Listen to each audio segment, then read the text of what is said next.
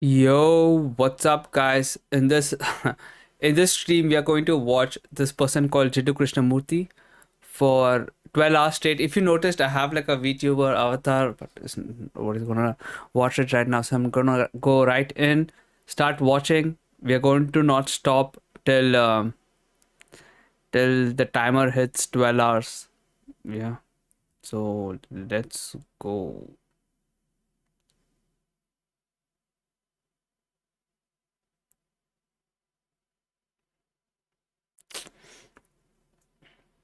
There are no 5-year plans that we can expect to help us out. The word individual really is not the correct word, because individual, as you know, sir, means undivided, indivisible in himself. But human beings are totally fragmented. Therefore, they are not individuals. They may have a bank account, a name, a house, but they're not really individuals in the sense. He always sounds like a chess grandmaster who has checkmated you. And he's talking, yeah. A total, complete, harmonious whole, unfragmented. That's really what it means to be an individual. But would you say then that to move or make passage, or perhaps a better word simply would be change, since we're not talking about time, from this fragmented state to one of wholeness could be regarded as a change in the level of the being of the person? Yes. Could we say that? Yes. But you see, again, the word whole implies not only sanity, health, and also the word whole means holy. What am I even watching? All that's implied in that one word, whole. And human beings are never whole. They're fragmented. They're contradictory. They are torn apart by various desires. So when we talk of an individual, the individual is really a human being who is totally, completely whole, sane, healthy, and therefore holy. And to bring about such a human being is our responsibility in education, politically, religiously, in every way. Yes, let's blame the And therefore society. it's the responsibility of the educator, of everybody, not just myself, my responsibility. It's your responsibility as well as mine, as well as his. It's everyone's responsibility. Absolutely, because we have created this awful mess in the world. But the individual is the one who must make the start. A human being. Right. Each human being, it doesn't matter whether he's a politician or a businessman or a Yup, you can come and pop up. like me in the street. It's our business as a human being to realize the enormous suffering, misery, confusion there is in the world. And it's our responsibility to change all that. Not the politicians, not the businessmen, not the scientists. It's our responsibility. Yep. Go for 24 hours. Let's see. There are no 5-year plans that we... So we just watched this video, so let's go. Is it true?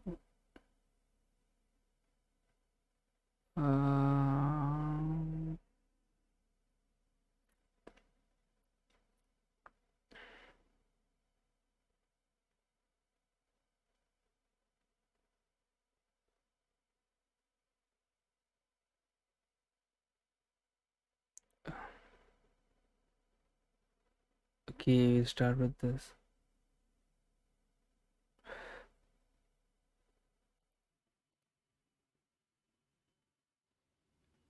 Is it possible to totally bring about about a mutation in what?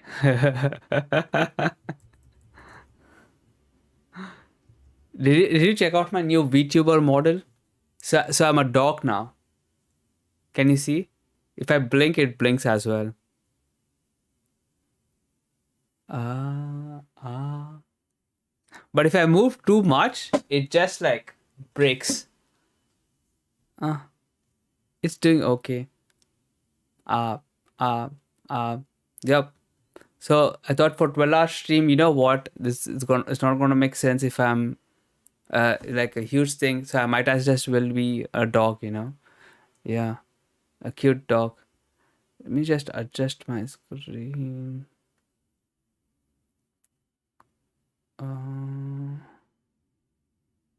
Oop, there you go. Did you plan out 12 hours of playlist or doing on the fly? Oh, yo, what do you think? I'm gonna do it on fly. What, dude? It's just one channel. There has to be 12 hours of videos, right? Why am I gonna like plan? Yup. So let's go. What's this guy? And to bring that,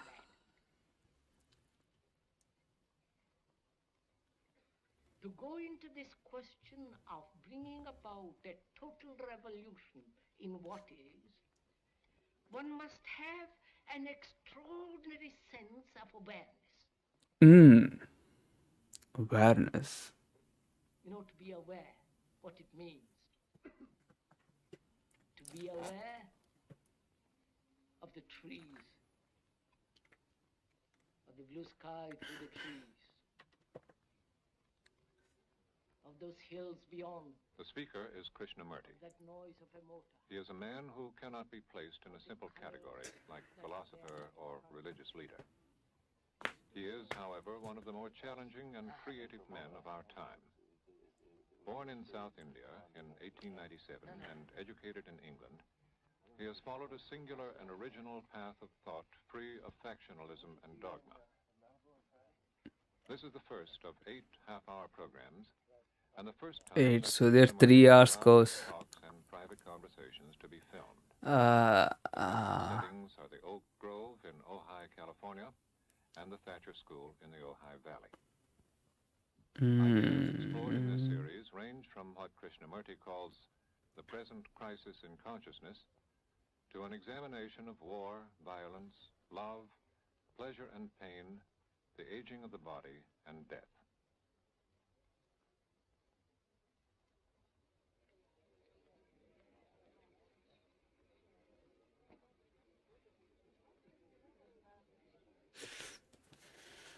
We were saying how very important it is to bring about in the human mind a radical revolution. yo, what? Always crisis in That's the world. yo, that's some IJ stuff, you know? It's like To me, is I don't think I can ever plan out commercials and stuff.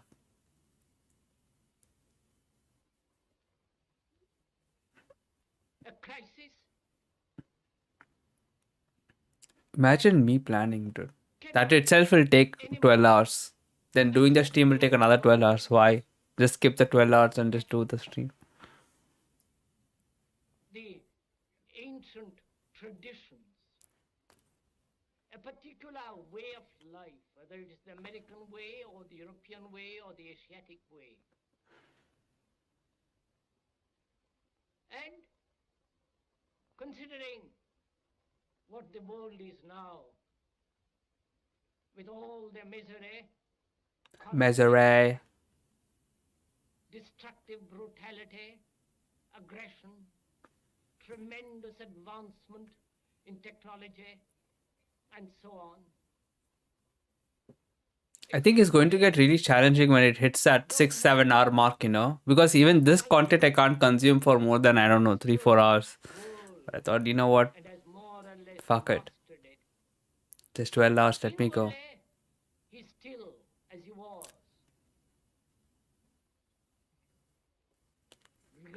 deal of animal in him is still brutal, violent, aggressive, acquisitive, competitive, and he has built a society on Society. these lines.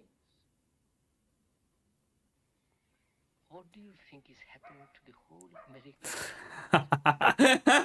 Yo, what's up with the close up, dude? with the automation, with electronic brains, with, you know what I mean? The whole setup. What is happening? Where are we going? You understand? I think an increasing number of them are beginning to ask themselves the question as to whether or not there may be alternative forms of human behavior.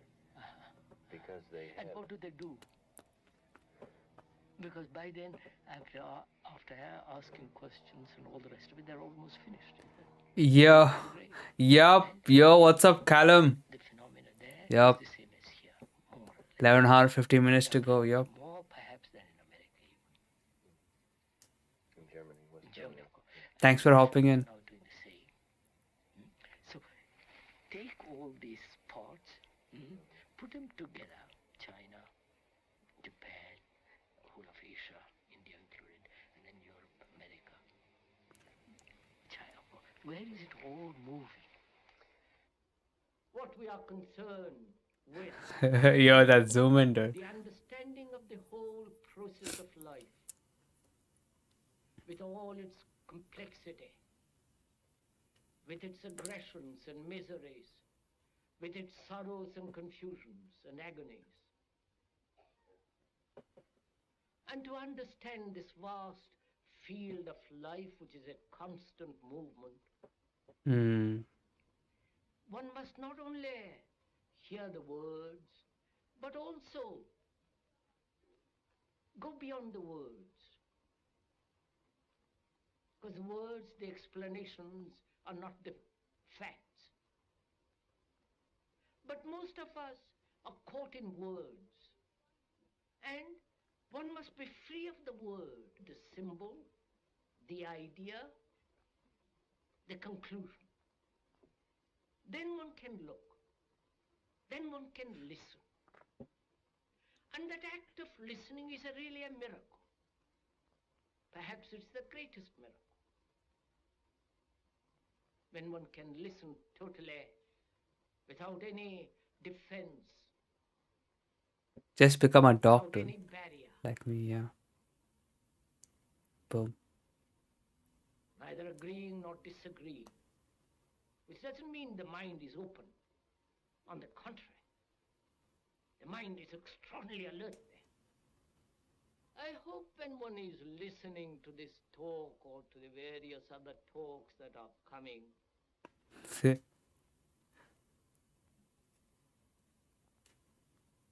one hears a lot of words.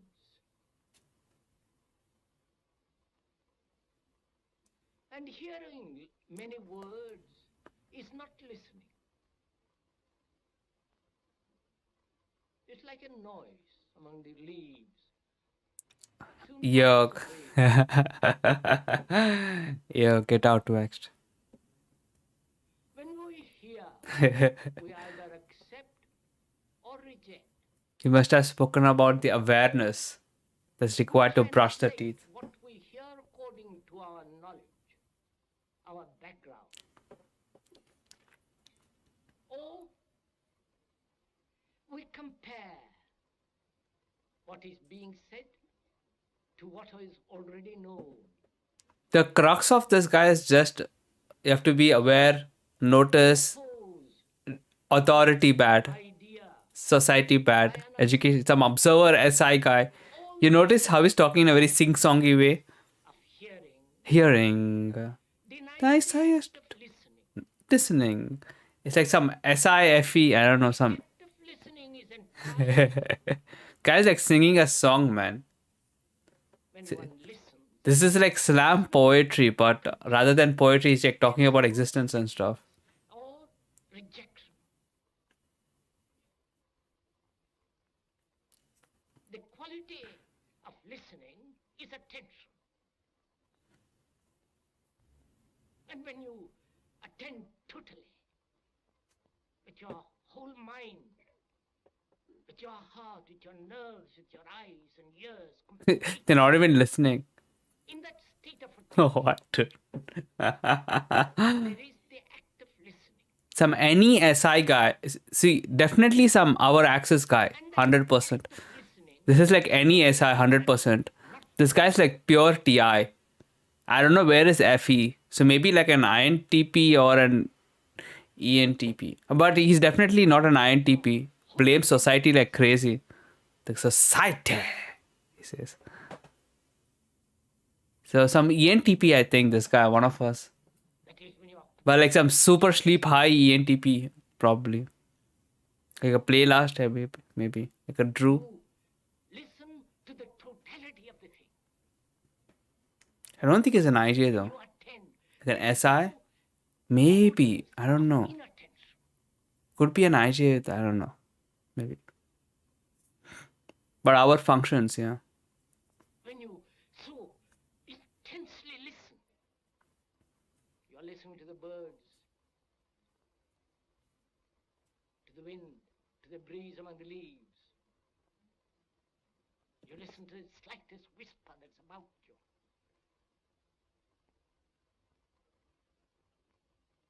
So in the same way, when one listens, that very act of listening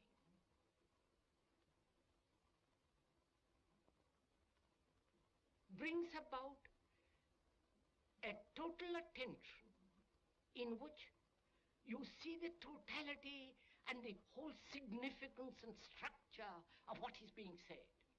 When you say, I can't, Yeah. Yeah. not by blocking yourself. He's like, dude, this is the kind of stuff. It's like, he sounds like he's like, sound like checkmate. And that's why I win this game. So funny, dude. Significance and structure of what is being said. When you say, I can't, Checkmate. you're blocked. You have blocked yourself. Boom. I won. Not by blocking yourself. Funny. Look, sir, if I say there is no God, I've blocked myself, haven't I? Or if I say there is God, I've blocked myself. I really don't know. Let's find out. Yeah. That's nice, it's Then actually.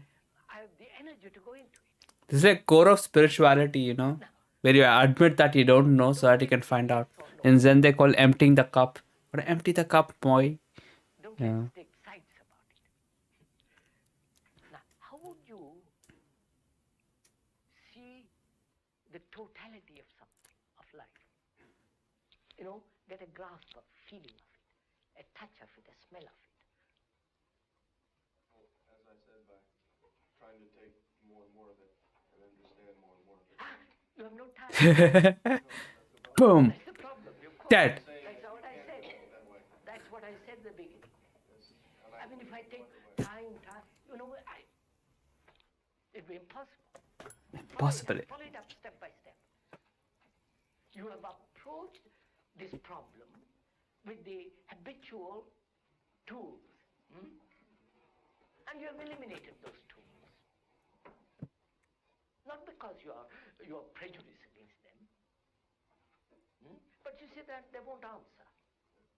Now, when you have eliminated them because they do not answer, your mind is sharper, isn't it? Yeah. Guys like playing chess with logic, man.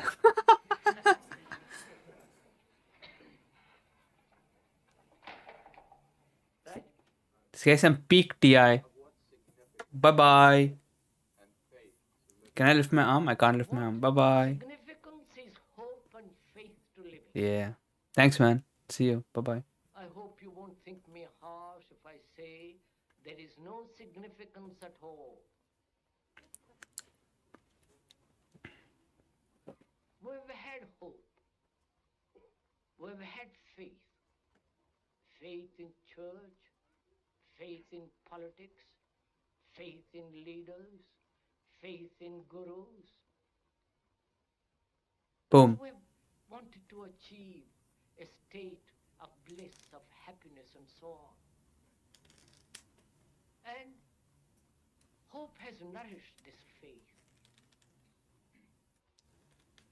And when one observes through history, through our life, all that hope and faith have no meaning at all. Because what is important is what we are. Actually what we are. Not what we think we are. Or what we think we should be. But actually what is. If we know how to look at what is, that will bring about a tremendous transformation. Yeah, that's so true. Would you say The close-ups, man. or even California, there's something new stirring? Or the same old pattern being repeated? It seems to me to be the same old pattern. Oh my God. Say in California, you live in California. Is the climate being so marvelous here? Is it productive of some new state of human being, new human? We are the What? product of the society in which we live, the Yeah. experience, the knowledge, and all the rest of it. And there is nothing original. We repeat. At least this is well edited, so I can like sit and watch this and not get bored. But it's only like 20 minutes in. Requires tremendous inquiry, meditation. You don't just get it by just coming to a meeting for an hour and thinking one has to work tremendously hard.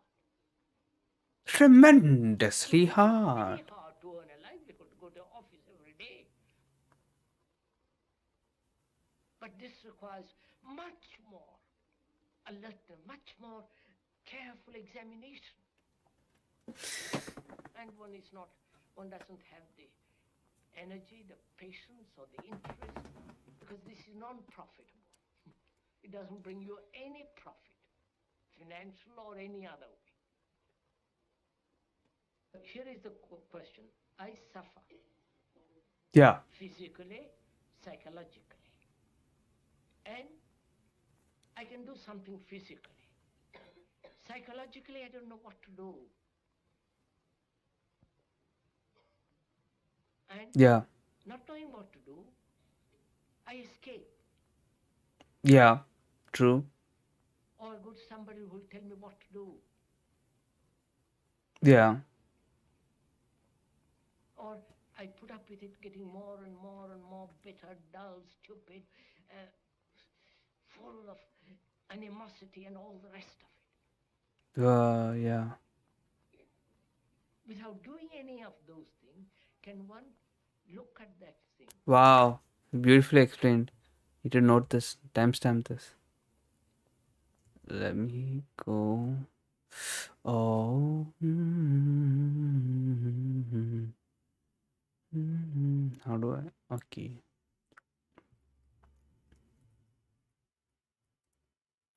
JK 1 2 3 4. 3, 4.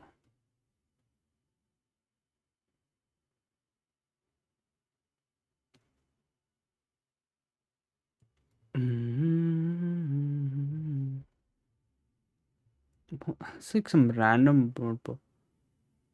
What is even this? Some guys like copying. Nice. So this is JK 1 2 3 4 5. Timestamp is wrong. Nice. Dull, stupid, or I don't know what to do. Financial or any other way. Here is the question. I suffer physically, psychologically. And I can do something physically. Psychologically, I don't know what to do.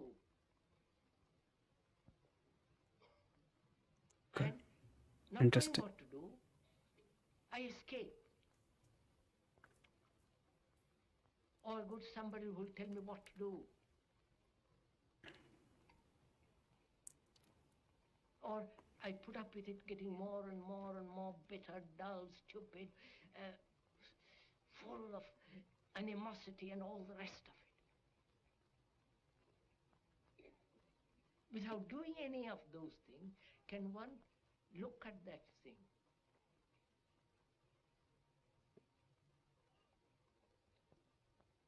Neither enjoying it nor pushing it away. Which means, can I look at it without any demand to overcome it, to justify it, to control it, just to observe it?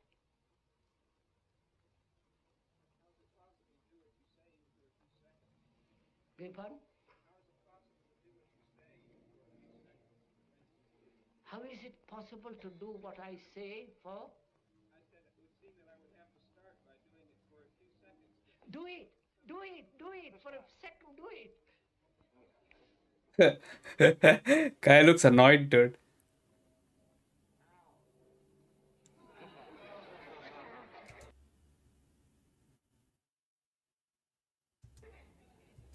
This is 1752. Go here. 17. I think this is where the entire logic starts. I suffer. Okay, okay, okay. You know, as I said the other day, the word how is the most mischievous word. Because you want somebody else to tell you how to do it.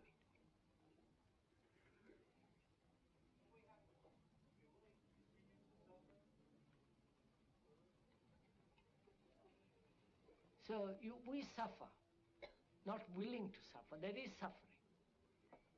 Yeah. And we're asking, can you look at it and remain with it? Be quiet with it. Neither accepting nor rejecting. Just be quiet with it.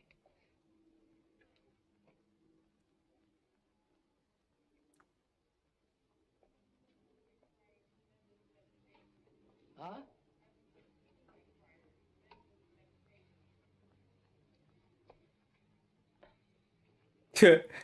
Please.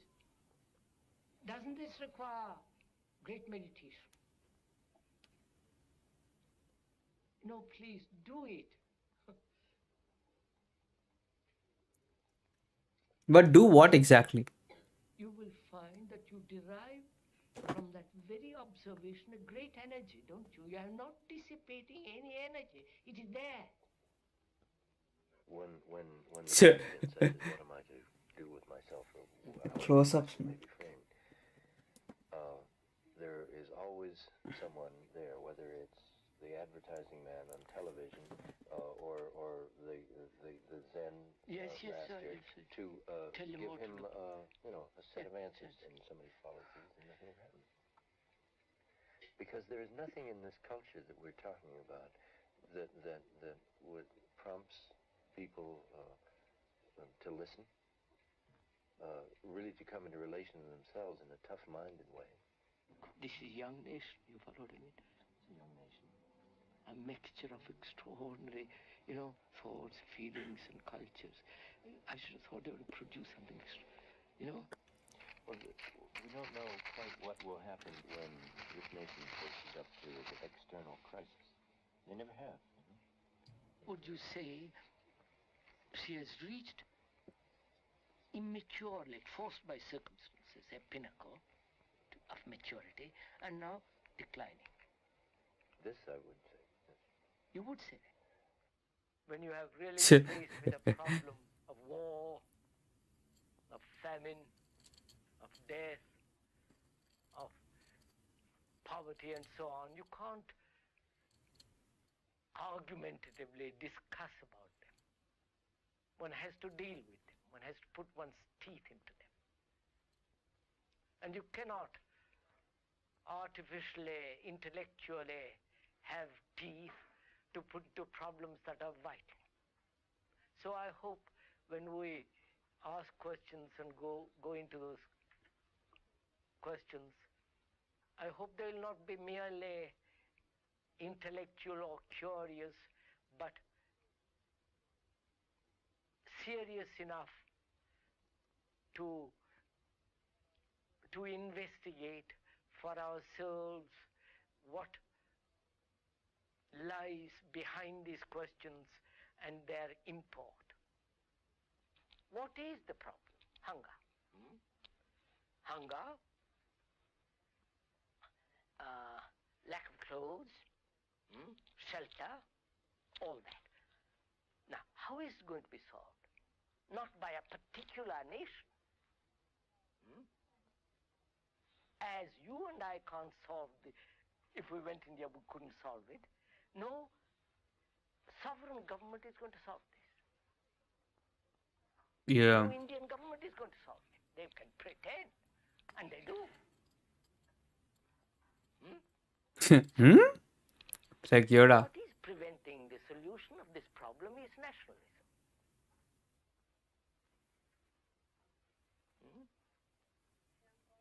My flag, your flag, my country, your country, and the division that takes place geographically, which is exploited by the politician. That is the factor, one of the major factors of preventing the solution of starvation, of feeding the people. Now, science has means of giving food, clothes, and shelter practically to everybody. It's not being done because of you are a British, I'm an Indian or Russian. So it's a world problem, not individual or nationalistic. Right. How do you suppose that one would be able to overcome these nationalistic barriers? First, one has to be free of it oneself. Yeah, but I don't see how I can be. Wait. One has to be free of it. Wait. Not done. American or Indian or then get up and talk, shout, do anything for the not for the little things, but for the major issues. Then perhaps you will sow some seed that take root.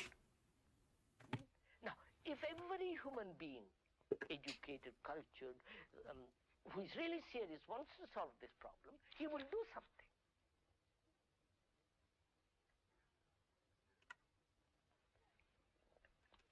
Like war. We have accepted war as the way of life. All man has, throughout centuries.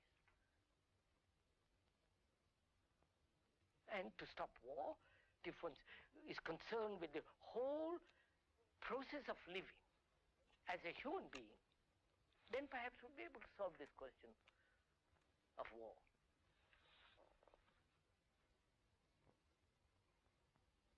Potentially, quite. society has solved the problem of food, clothing, and shelter. So, once you've solved those problems, what do you have to look?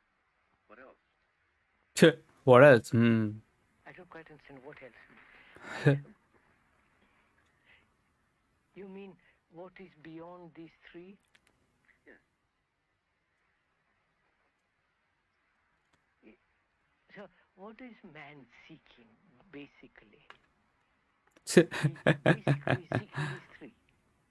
Because these are absolute necessities, whether California or India or Russia or anywhere. So beyond that, he says, after satisfying that, let's seek something else. Let's go after something else. Is that the way to begin? Is it bread first and then the other, or the other first and bread afterwards? I don't know if you... I follow you, I believe. Yes. So, in getting bread, we get lost. We get superficial, we get caught in the trap of amusement and religiosity, all that. But if we were not seeking so much, if we were after something more than bread and butter, in the more included the bread and butter, then I think this problem would never arise. What we are trying during all these discussions and talks here is to see if we cannot radically bring about a transformation of the mind. Not accept things as they are. Nor revolt against it. Revolt doesn't answer a thing. But to understand it, to go into it, to examine it, give your heart and your mind with everything that you have to find out a way of living differently.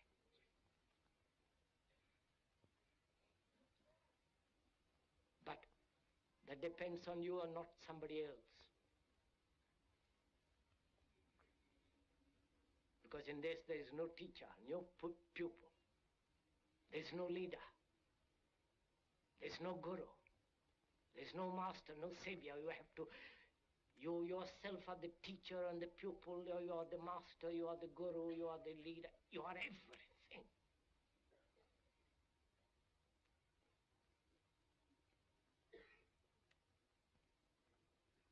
And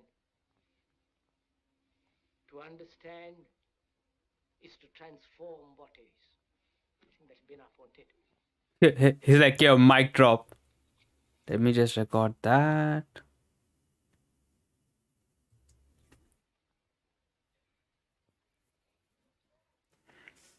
But that depends on you and not some. But all these 26.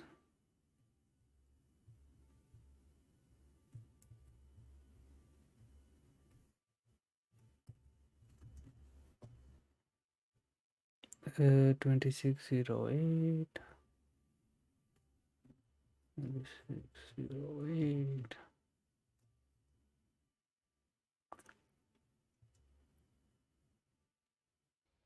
what we are to put pupil. And In Program 1,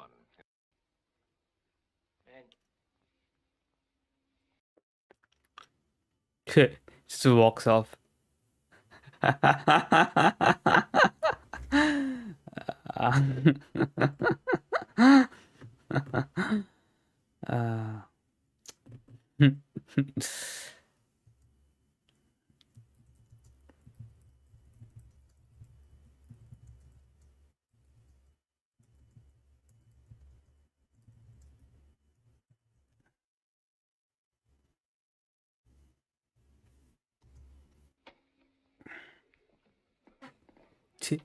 Like, yeah. this has Fuck. been Program 1 in a series of 8 programs presenting the original and challenging.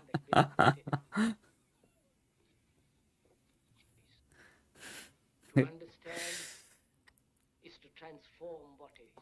It's like I'm It's been appointed. it's like I'm a piece.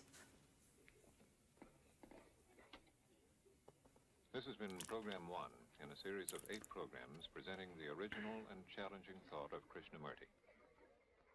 During the past 4 decades, in his writings and talks in Europe, Asia, and America, Krishnamurti has continued to explore the real revolution, a radical change in ourselves. Subsequent programs will be concerned with love, death, fear, and the possibility of a fundamental change in consciousness. The next program in the series is titled Observing Ourselves. Damn. Cool. Let's go. Next one. Should do a Ram Das one, dude. Next should be Ram Das 12 hours. Keep listening a lot to him. Observing ourselves. Look at a flower. Have you ever looked at a flower? Sure. Or you have looked at it, given it a name, and passed it by. Or you say, how beautiful, let me smell it. All these are destructive actions which prevent you from looking at that flower. The speaker is Krishnamurti, one of the more challenging and creative men of our time. What? Narrator, what? You're saying something very profound. An increasing audience My God. Asia, and America. This series represents the first time that Krishnamurti has allowed his talks to be filmed. In this second of 8 programs, filmed principally in the Ojai Valley in California, Krishnamurti, in public talks and in informal conversation, speaks directly to the fundamental problems of today. In particular, he speaks of the problem of change and suggests that the real problem is not changing society, but changing ourselves. Football, go to various forms of entertainment, including churches, but it has no meaning. Is it possible to empty the mind of the no? One must have asked this question vaguely or with a purpose, because one suffers, one has anxieties, whether it's possible to go beyond, or one has vague hints of it. Now we are asking it, we are asking it as a question which must be answered, as a challenge which must be responded to. And this challenge is not an outward challenge, but a psychological inward challenge. And we're going to find out whether it is possible to empty the mind of the no. Look at that oak tree. Actually look at it.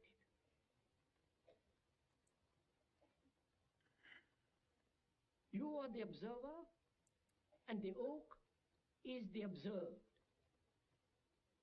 There is a space between you and the thing, which is the tree. In that interval of space is time.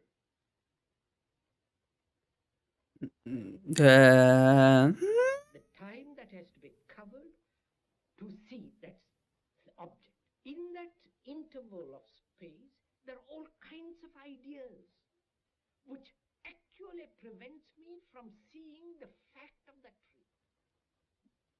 Yeah, so he's basically saying there are many assumptions that we believe, that we mistake to be true. This is what I call shimitsu. It's saying between me and the tree, there are a lot of shimitsus, basically. Interesting. I get you. Following. When you no longer name, no longer thought functioning as knowledge about that tree, then is there a space between you and the tree?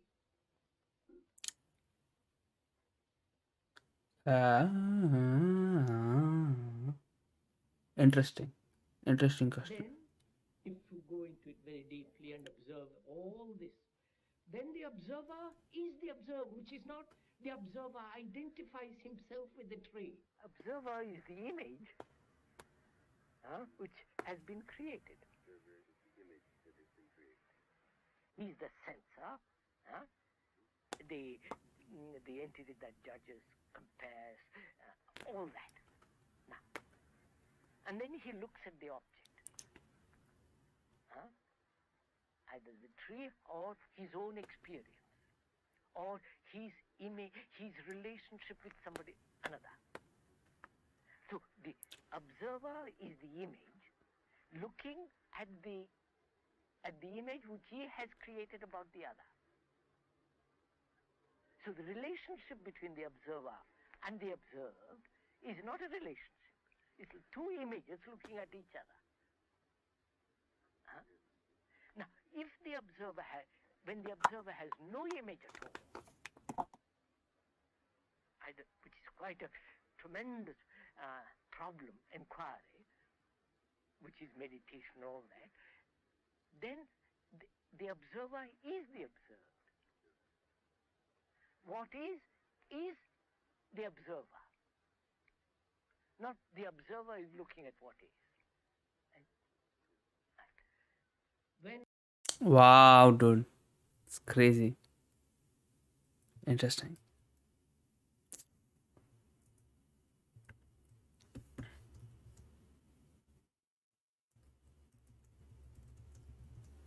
The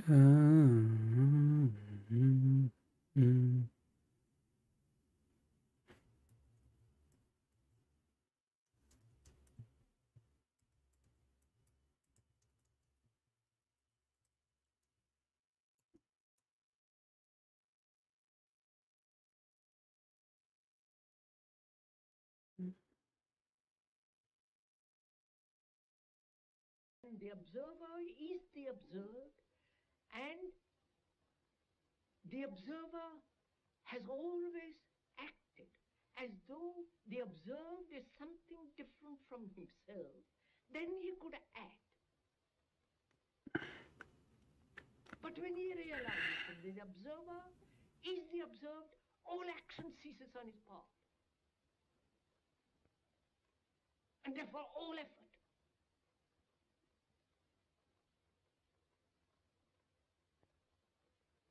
And therefore there is no fear at all.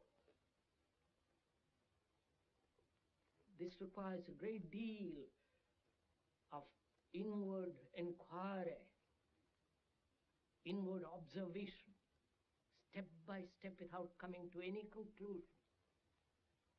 Why do you choose? What is the necessity of choice? If you see something very clearly, as we just now saw what freedom implied, and when the mind is only free that it can see the total, when you see that clearly, there is no choice. It's only the confused mind that chooses.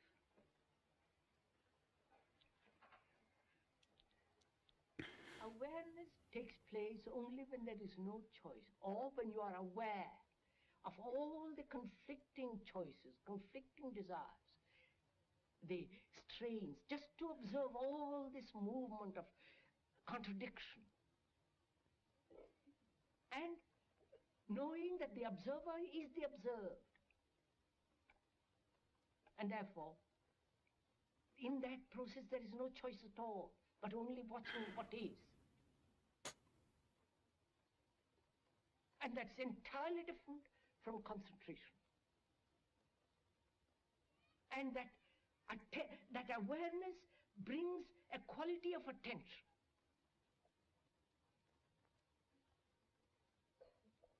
In which there is neither the observer nor the observed.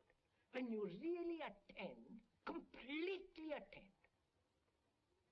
Like when you're now, if you are really listening, there is neither the listener nor the speaker.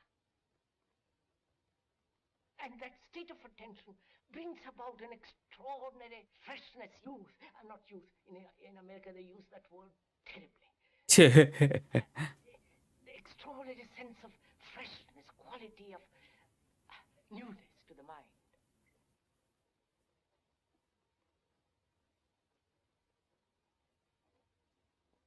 And this emptying of the mind with all the experiences it has had is meditation. If you observe. Oh, nice.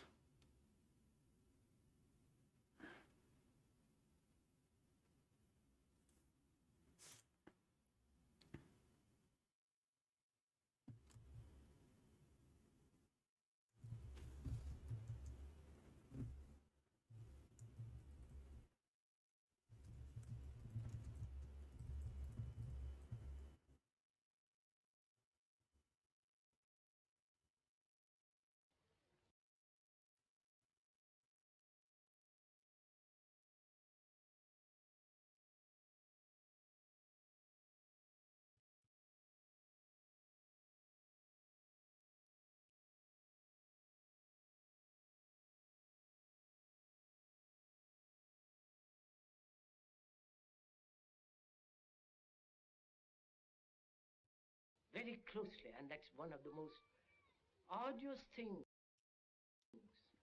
And that doesn't need effort at all. Just to sit of an afternoon, whenever you have time and leisure, to look at it. To look at a flower, to look at yourself, to look at all the movement of your thought and your feelings and your reactions. just to observe without any choice, which is the beginning of self-knowing. And without self-knowing, man is caught everlastingly in confusion and misery. The thing that so strikes me in the talks and in the conversations that I've listened to is the contemporaneity, the immediacy, the directness. Yes. Of Our problems. What we're talking about, Yeah. and of our problems. Yeah. And I am at the same time so struck by the fact that most of the things of the world in which we live are designed in one sense simply to distract us from an understanding of the problem. Yes, quite. So isn't it really, we have developed a whole network of escapes. And we are caught in those escapes. And those escapes are preventing us from understanding the problems. The problems are there. Well, India, here, or Russia, anywhere, they're there. But I'm not at all sure if religions, organized religions, dogmas, sects, have not taken us away from the central fact of being able to face these problems. Not translate them, you follow what I mean? Not try to go beyond them, but actually face them and see if we can't dissolve them. And so creates the past, the present, and the future, which is time.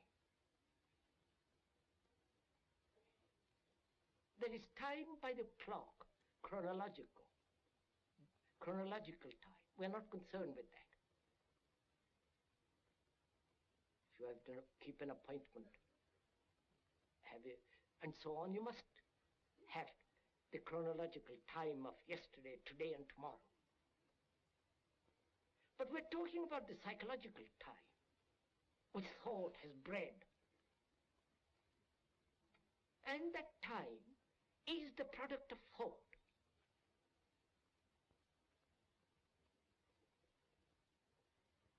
I have had that pleasure, I am going to have it, and I shall have it. This time quality is created by thought, bred, put together by thought. Hmm.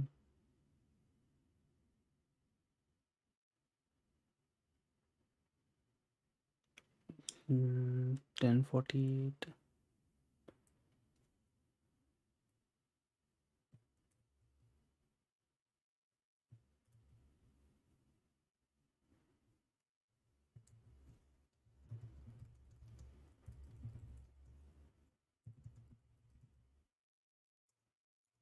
Thought ka.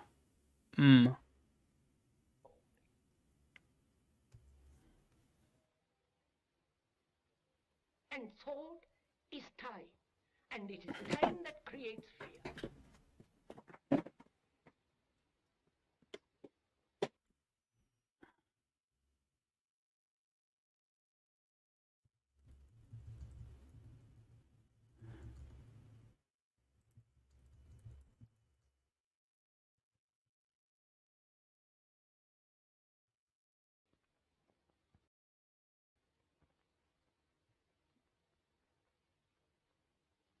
And without probing into this time, pleasure, thought, we are always bound by time. And therefore time has never a stop. It's only when there is an end to time that is something totally new. You speak in terms of creating not a new consciousness, but a new society. New society in relation to a mind that has completely undergone a revolution with regard to the psychological structure of society. Yes. Which would mean a society which is not in time? No, it has to be. All society has to be in time. But the individuals who have freed themselves from this structure, psychological structure, will be freed of time. Therefore, they won't be slave to time, but yet obey the laws of time in society. It certainly isn't modern man who has invented time, but No, the good Lord, concept has an awful lot to do with time. Time. I think it is because he made himself incapable of facing what is the fact. Therefore, he has a concept about the fact inwardly, psychologically, and according to that concept formula, he functions. Therefore, the fact, the formula, and action are contradictory with each other. And therefore, he's in constant battle with himself.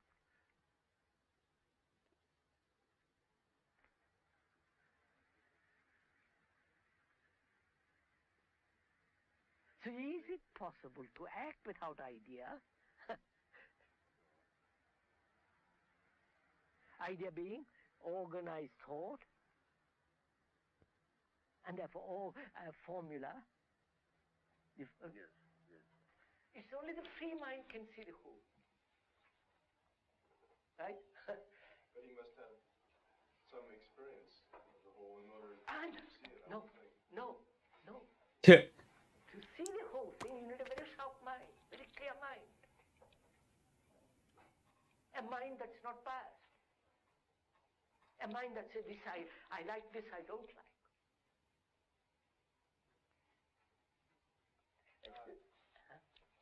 Well, you have eliminated the mind that is in a pattern or expects to be led, or it won't ever see the complete truth. But does that necessarily mean that the mind that is free will see the truth? Look, if you want to see the view of that valley from the hill, you take a survey of the whole thing, don't you? That means your mind is no longer merely fixed on the Thatcher school or a particular school. You look at the whole valley.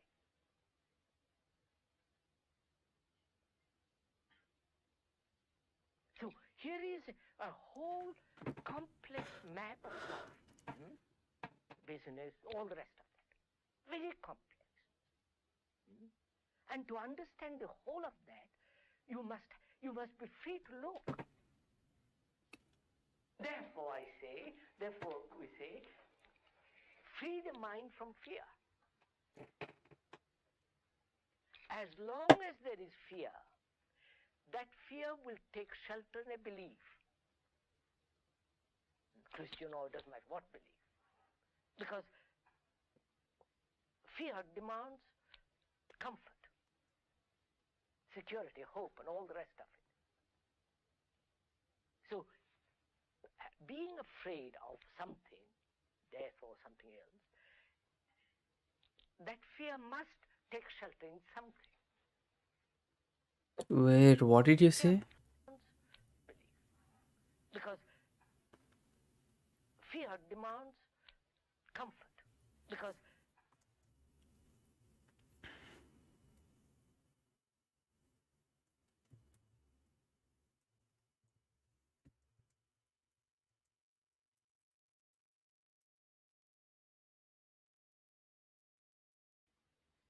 fear demands comfort, security, hope, and all the rest. 16, 17.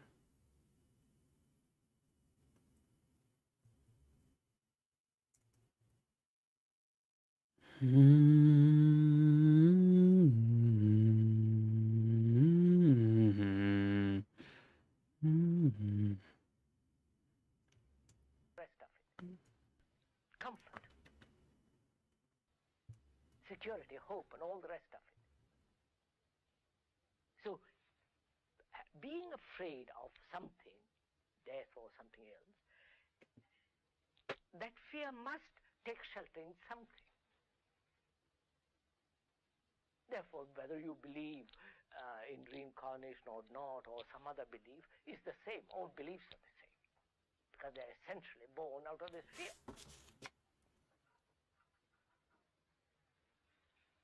So really the question is, can fear be eliminated altogether? It's like inquiring into if there is such thing as God.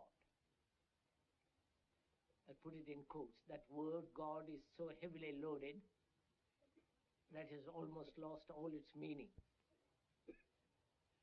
If one wants to discover it, if there is or if there is not, how does one proceed? Obviously, to find out, all types of belief must come to an end. And that which means all form of fear must come to an end. Belief is a form of hope. And I have hope because I'm in despair. And I invent a belief, a security, a state of mind which says there is something which is permanent. And I believe in that. And that belief, obviously, not only conditions all examination, all perception, but it prevents the total inaction. I don't understand, man. What you saying? Sir, what is thinking? You ask me what is thinking. So my mind begins. Let's go into a little bit. First, I can say, I really don't know. Then we can begin to analyze and say it is response of memory. You ask me, what is my name? And I know because I've repeated so often, I tell you immediately. Now, you ask me a little more complex question. It takes the time interval. In that time interval, the mind is in operation to find the answer. But if you ask me a question, something which I don't know, which nobody knows, which no book or philosophy answered it, then I can honestly say I don't know. I don't. It's both in a significant question and a significant answer. I really don't know. Now, when I say I don't know, I really mean I don't know. That means I'm not waiting for an answer or expecting someone to answer me or looking for an answer. I don't know. Which means something which I internalize and say it is response mind begins. Is thinking. Sir, what is thinking?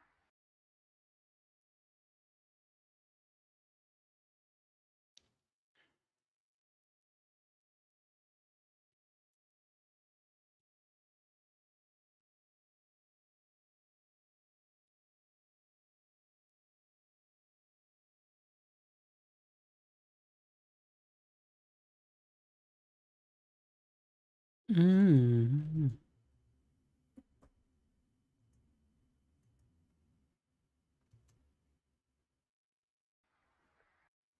You ask me what is thinking. So my mind begins. Let's go into a little bit. First, I can say I really don't know. Then we can begin to analyze and say it is response of memory. You ask me, what is my name? And I know because I've repeated so often, I tell you immediately. Now, you ask me a little more complex question. It takes the time interval. In that time interval, the mind is in operation to find the answer. Yeah. But if you ask me a question, something which I don't know, It reminds me of like Zen koans, you know. which nobody knows, which no book or philosophy answered it, then I can honestly say I don't know. I don't. It's both in a significant question and a significant answer. I really don't know. Now, when I say I don't know, I really mean I don't know. That means I'm not waiting for an answer or expecting someone to answer me or looking for an answer. I don't know. Which means my mind is completely alert, but I'm not looking, because I don't know where to look or to whom to ask. Now, in that state, I begin to discover. Because that state is real freedom. Such a mind is the religious mind. No longer seeking, no longer demanding experiences, is not caught in visions.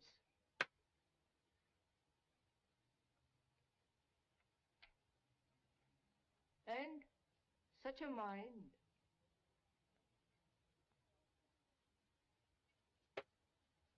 has an activity totally different, at a different dimension, which thought can never possibly reach.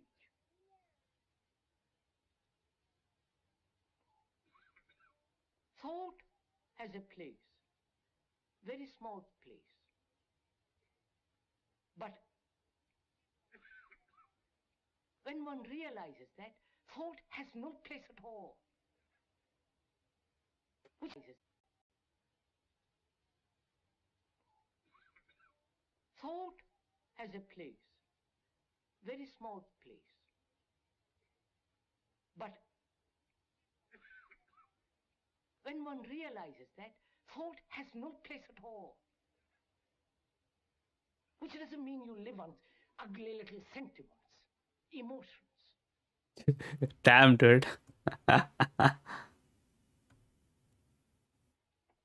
So one can function normally, healthily, sanely in this world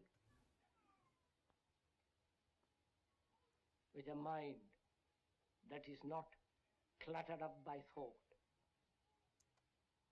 And it's only such a mind, the religious mind, that can know something beyond all the imaginations and structure of man's hope. Mic drop. Oh. There is no perfect society. And society doesn't want man to be free. Society does not want man to be free, because freedom means, according to socials, freedom means disorder. Revolt means disorder. Revolution means disorder. So society says, forbids that. Yeah. Man is always seeking freedom. But freedom merely outwardly in relation to the social structure. Therefore, he is a revolt against society, but not revolt against the inner psychological structure which has created this society. I don't. Yes. Therefore, the genuine radical is the revolution occurs within the human being. Yeah. Within the skin rather than within the framework of social order. We are taking a journey together into the whole psychological structure of man.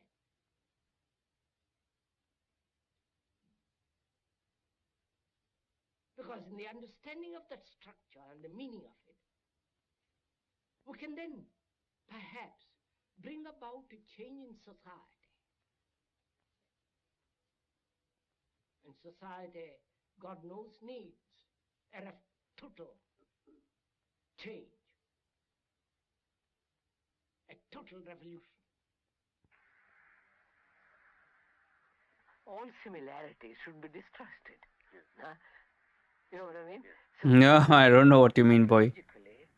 Man has built this extraordinary structure called society. Because inwardly he's that. But outwardly he's going to lay down laws how to control that. But inwardly we have... Yes, I follow. Inwardly we are just wild. It seems to me that society and the individual's inner makeup, that a society and an individual's inner makeup can be governed by quite different laws. In fact, be two quite different things. And I know much less about the laws that may govern an individual quite society. naturally. And yet at the same time, from what little I know about the laws that govern society, I find I have a profound pessimism With regard to respect to creating a new society. Quite. So that's why, sir, the problem is not changing society at all. Yes. And we always go off about talking about changing society, good society, great society, and all that. I think the real problem is, can there be a real mutation in a human mind? That is the real question. Yeah. Oh my god, this guy's like hitting nail in the head, dude. It's crazy. Go off about talking about changing society. And we always... My god. This guy's a genius. It's not super smart thing, but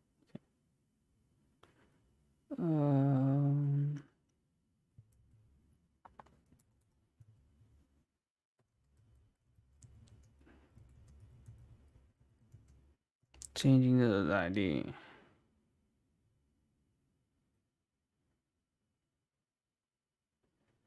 $24.51.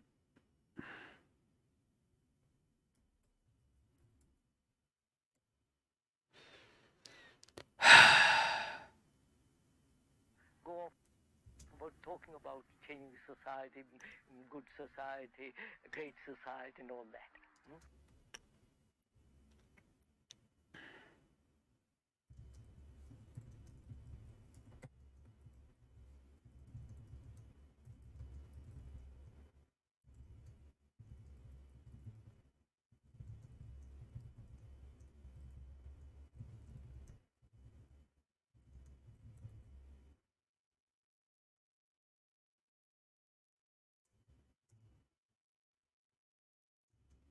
I think the real problem is, can there be a real mutation in a human mind? That is the real question.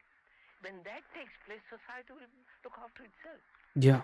It is as if that human society may have evolved, but the human being as such has not. Has hardly evolved. And that, of course, awakens a problem, brings a problem. Is there evolution? Psychologically, not outwardly, there is. But psychologically, is there such thing as evolution? That is, becoming better,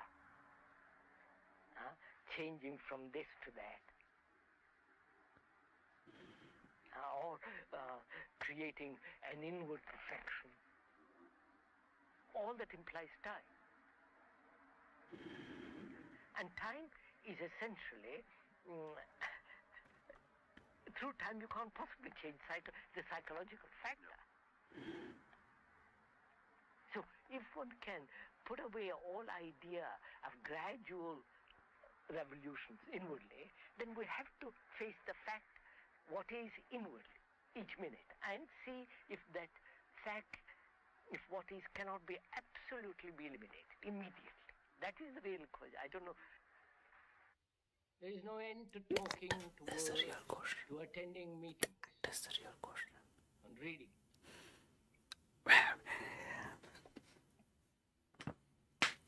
But attending meetings, reading, discussing. My god, dude. This guy's going deep. If attending meetings, discussions, and all the rest of it is merely a stimulus, then you are dependent. As people are dependent on LSD, on music, Che. on pictures, on doing something. And as long as one is dependent,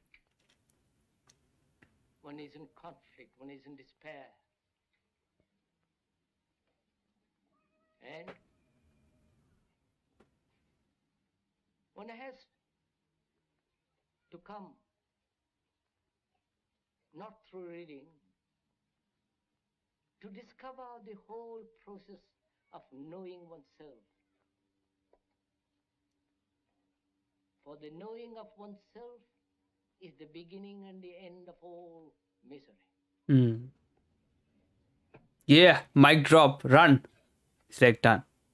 This has been the second of 8 programs presenting Krishnamurti, whose singularly challenging approach to the problems of our time places him outside of any simple category like philosopher or religious leader.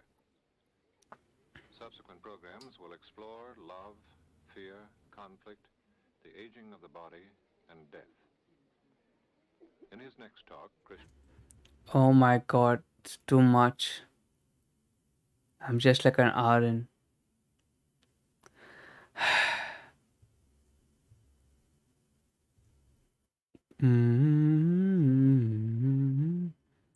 Can I go quickly make photo?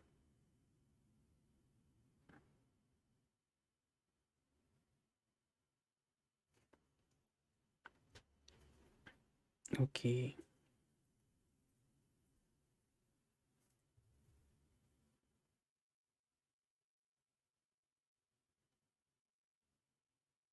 I'll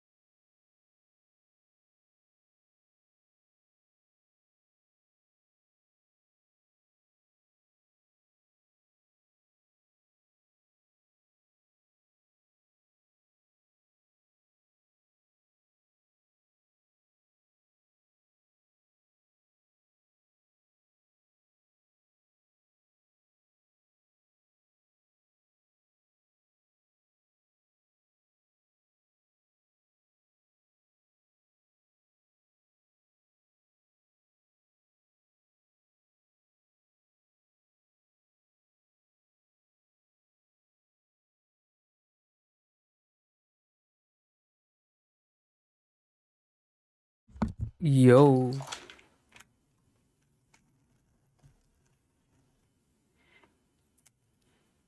Back. Got some food. So I can eat and watch him. It's like my brain gets dehydrated. Back. How many minutes was it? Okay, doesn't matter now. Let's go to the next one. Freedom from fear. Nice, nice, nice.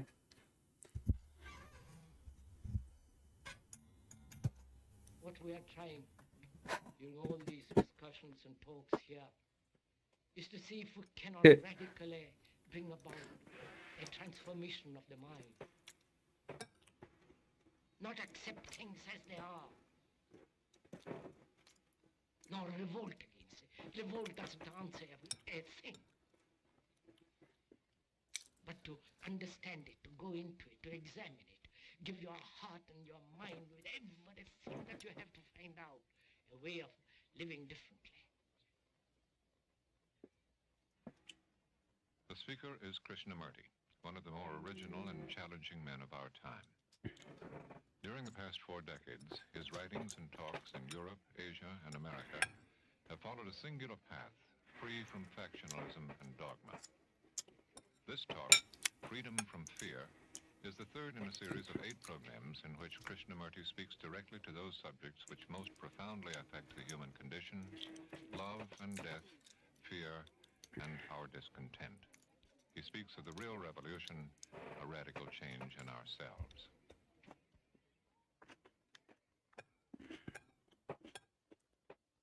Considering what the world is now, with all the misery, conflict, destructive brutality, aggression, tremendous advancement in technology, and so on,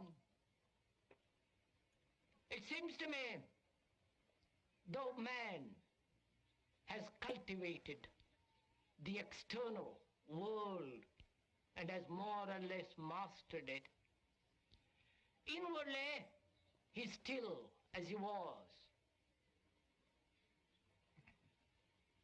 A great deal of animal in him. Is still brutal, violent, aggressive, acquisitive, competitive, and he has built a society along these lines. And the more one observes, and I think almost everyone, unless is totally blind, deaf and dumb, is aware of the extraordinary contradictions of human beings. And to understand this extraordinary, complex problem of existence, one must have tremendous passion, which cannot possibly be supplied by the intellect or by casual sentiment or emotionalism.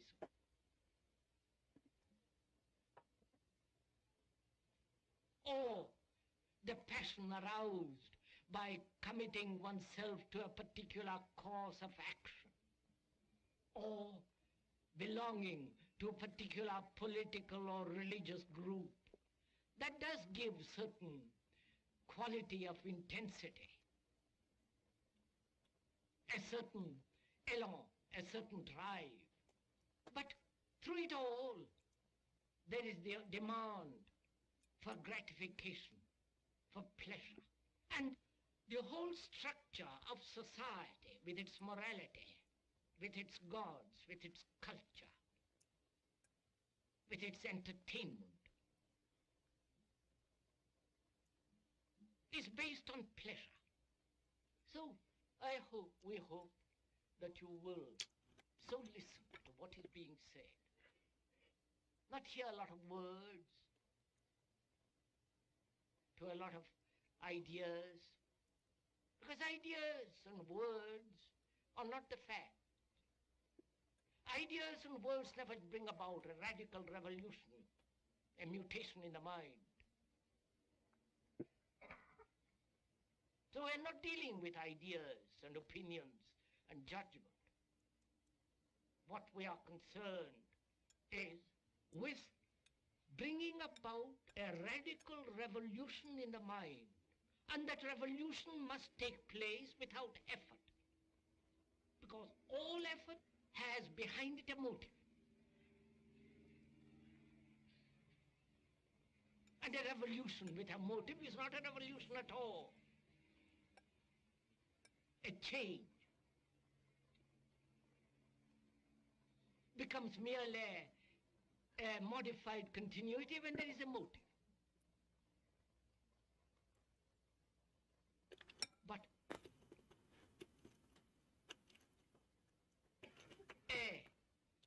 a mutation, a radical transformation of the mind can only take place when there is no motive and when we begin to understand the psychological structure of not only of society, which is part of us, and to understand it, there must be the act of listening. Not listening to the speaker, but listening to what is actually taking place in ourselves. So it is a responsibility how you all listen. Because we are taking a journey together into the whole psychological structure of man. Because in the understanding of that structure and the meaning of it, we can then perhaps bring about a change in society. And society, God knows, needs a total change, a total revolution. So, as we were saying earlier, our whole concept, action, and urges are based on pleasure. Okay.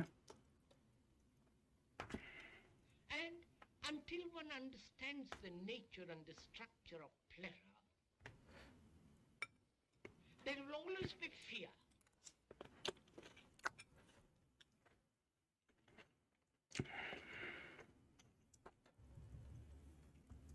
And urges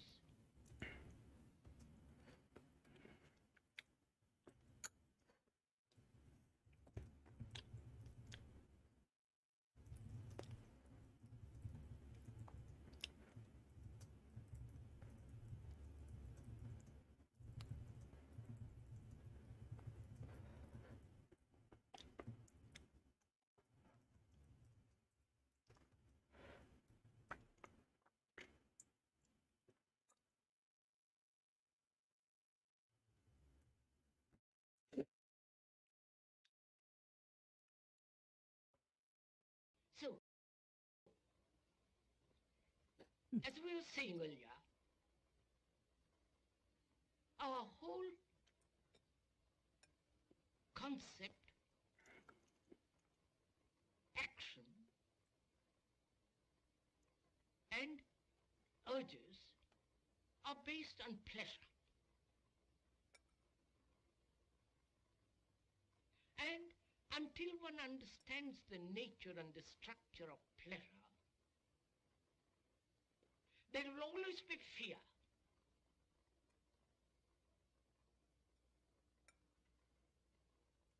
Fear not only in our relationships with each other, but fear of all life, the totality of existence.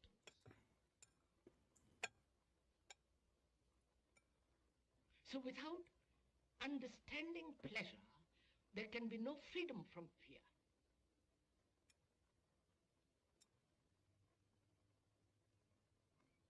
And we are not denying pleasure. We are not advocating puritanical way of life, a suppression of pleasure or a substitution of pleasure, or the denial of that thing that we call great satisfaction. We are examining it. And in examination, there must be freedom from opinion. Otherwise, you can't examine.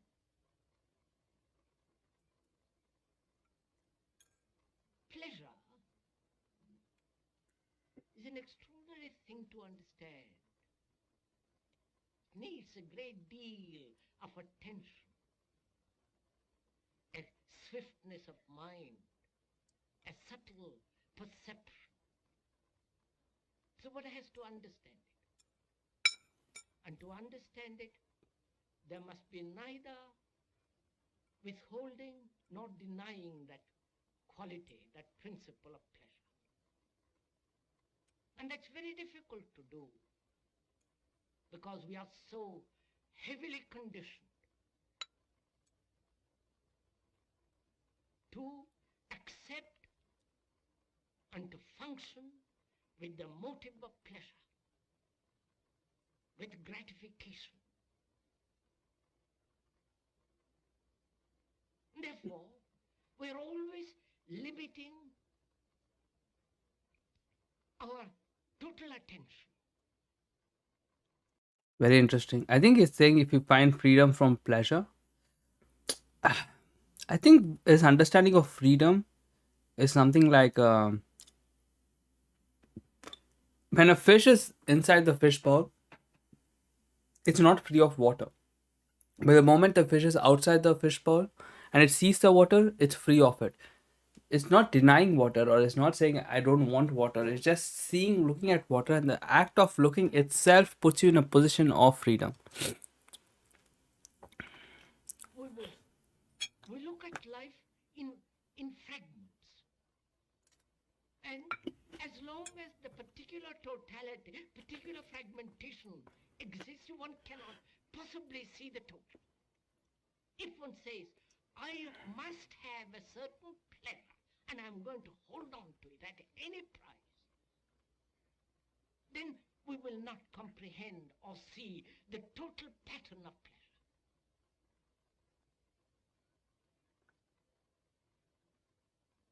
And we are concerned with seeing the totality of pleasure, what is involved in it, the pain, the frustration, the agony,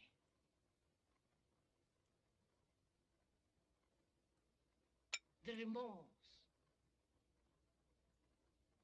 the ache of loneliness when all pleasure is denied.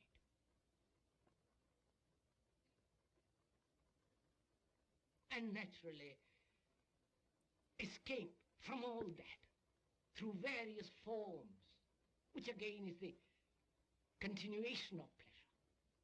My God.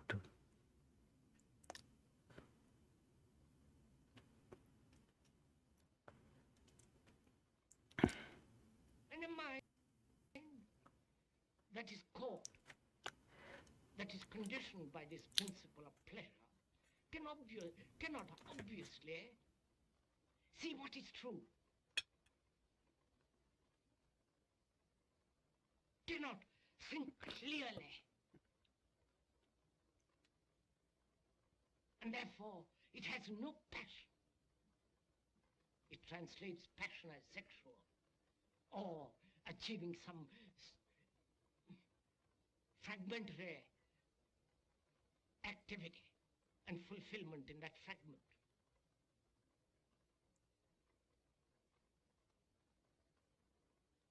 So where there is no understanding of pleasure, there is only enthusiasm, sentimentality, which evokes brutality and callousness and all the rest of it. So what is pleasure? Good question. Good question. So So, what is pleasure?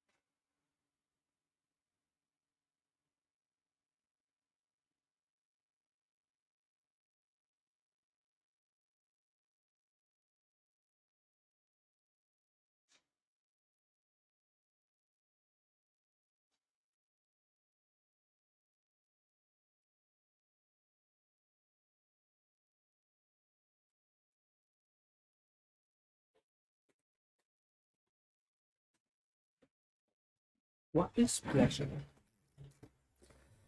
Okay.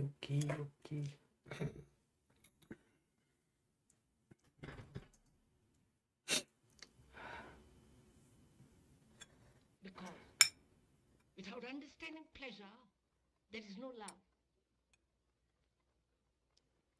Love is not pleasure. Love is not desire. Love is not memory.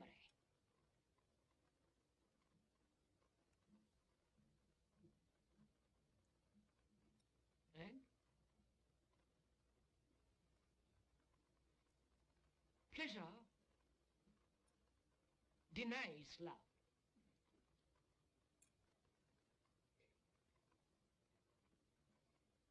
He's losing me here. Therefore, it seems to me, it is important to understand this principle. Surely, pleasure is desire.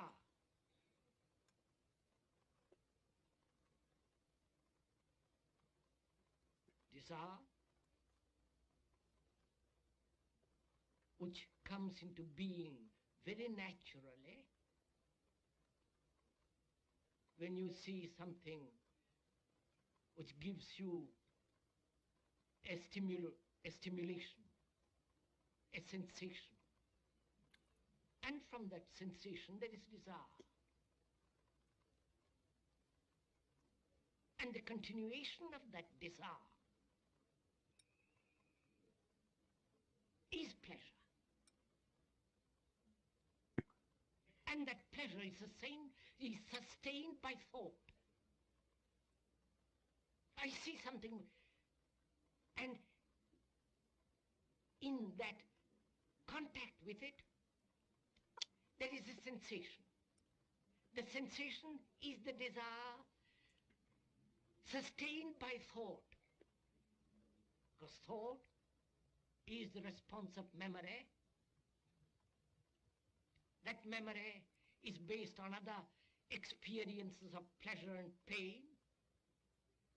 And the thought gives to that desire the sustenance, the quality of pursuit and fulfillment. One can see this in oneself very simply.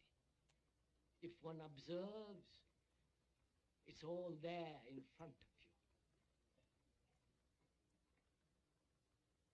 And the quality of observation cannot be taught by another. And if you are taught how to observe, you cease to observe. Then you have merely the technique of observation, which prevents you from actually seeing yourself. For yourself is the whole of mankind, with all the aches and the miseries, with the solitude and loneliness, despair, the utter loneliness of existence, meaninglessness of it all. And when you do so observe, it unfolds endlessly, which is life itself. then you know you're not dependent on anybody, on any psychologist, on any theologian, or any priest, or any dogma.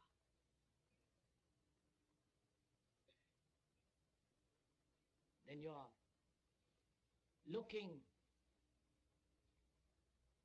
at this movement of life which is yourself. But unfortunately, we cannot look with clarity because we are driven by this principle of pleasure. So to understand pleasure, one has to understand the structure of thinking.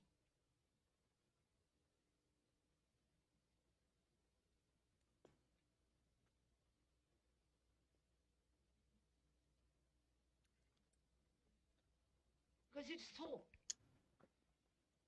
that gives continuity to pleasure. I've had an experience of pleasure yesterday, of different kinds, and thought thinks about that pleasure.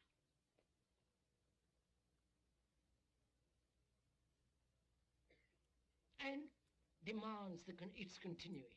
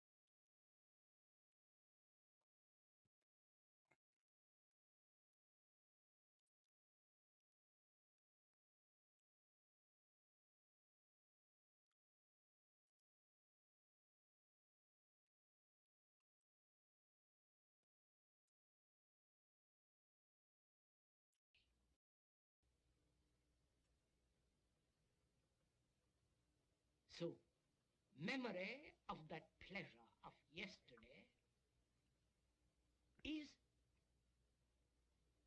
reacting, demanding that it be renewed through thought.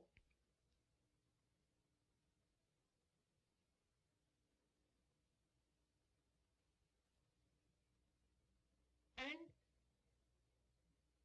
thought is time, thinking about the past pleasure, past gratification, yesterday's delight and enjoyment. And that thought demands its continuity now. And thought projects the tomorrow's pleasure.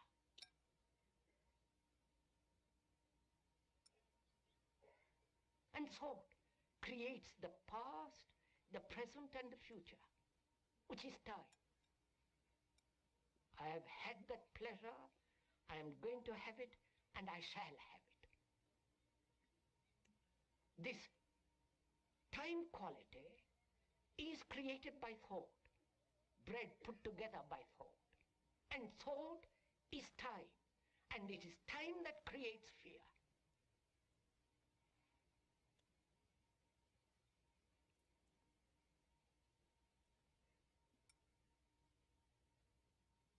And without probing into this time, pleasure, thought, we are always bound by time. And therefore time has never a stop. It's only when there is an end to time that is something totally new. Otherwise it's merely a continuity of what has been modified through the present and conditioned by the future. For a human being to be free of fear, fear about the future, fear about the dozen fears that human beings have,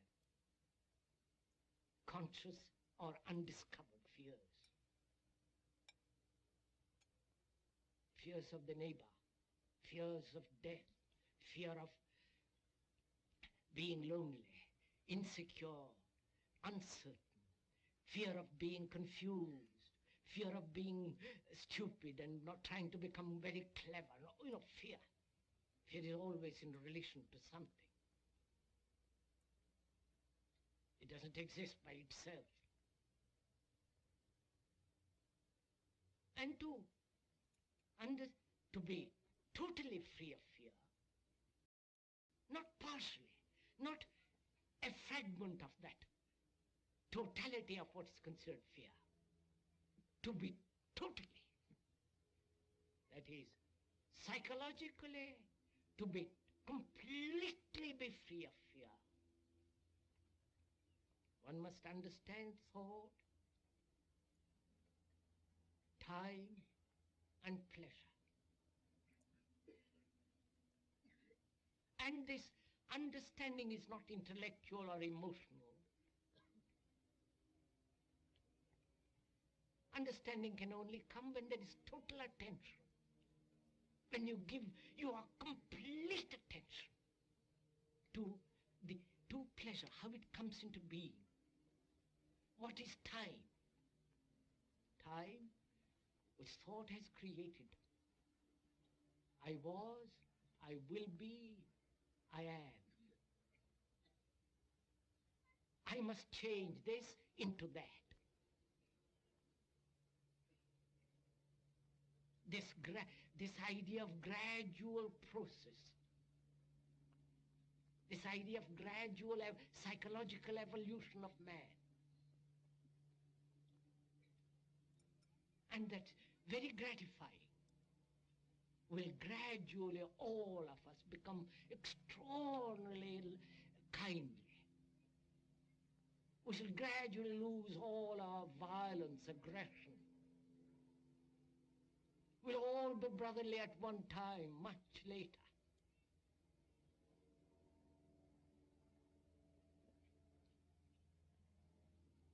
This gradual concept, which is generally called evolution psychologically,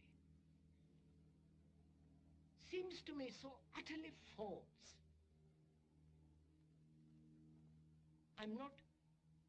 We are not offering an opinion. This is a fact.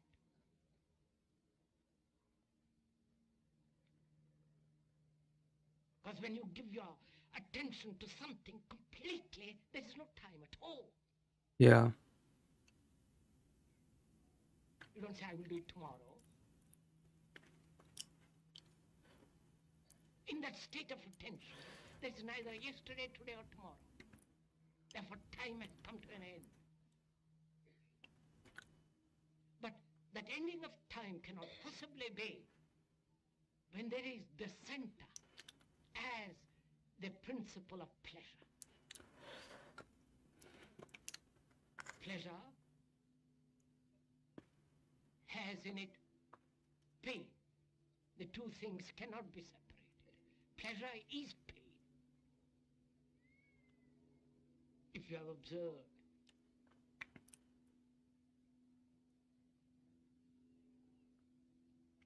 so you cannot possibly psychologically avoid pain if you are pursuing psychologically pleasure. We want the one and we don't want the other. We function emotionally. Want and not want. And when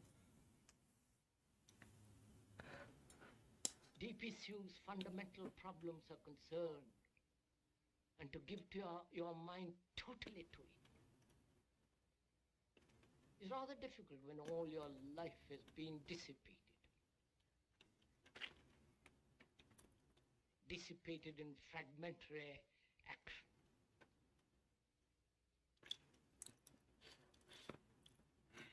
And when we do act totally, we only do it when there is a crisis. Then you wake up and give your whole attention. And this is a crisis. A talk of this kind is a crisis, is a challenge. You can't just push it aside.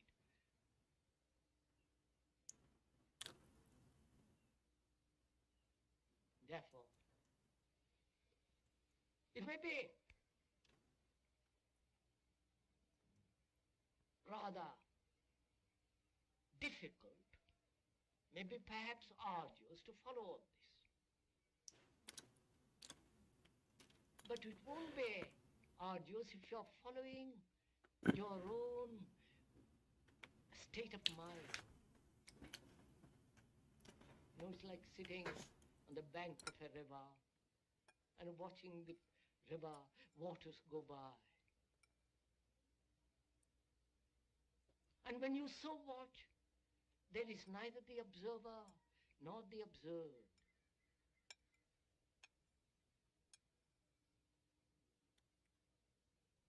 There is only a movement. But that to observe, that there must be no fear, no time, no sense of pleasure and the demand for gratification. Then in that state you can observe the whole movement of life. The movement of life which is agony, despair, the ache of meaningless existence, the routine, the boredom, the great fears as of death, which we'll talk about another day. So you can watch all this. And when you so observe, the observer is that which is observing. And then you can go beyond all this. And the mutation can only take place in the mind when time, pleasure, and fear have come to an end, and therefore there is a certain dimension of quality which cannot be approached through thought.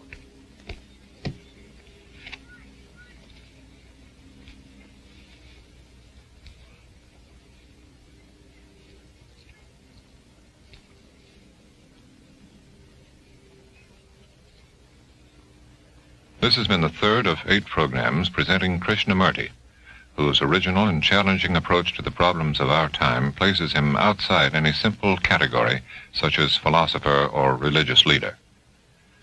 Filmed in the Ojai Valley in California, the series represents the first time that Krishnamurti has permitted his talks to be filmed.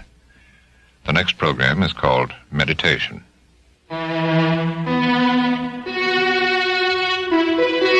This is NET, the National Educational Television Network.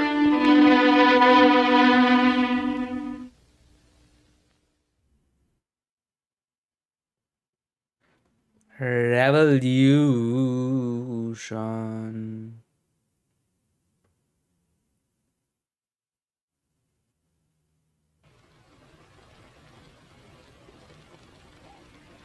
Oh my God. I should think one of our greatest problems in life must be surely knowing that our minds deteriorate, decline as one grows older, or deteriorate even when one is quite young, being a specialist along a certain line and being unaware totally of the whole complex area of life, it must be a great problem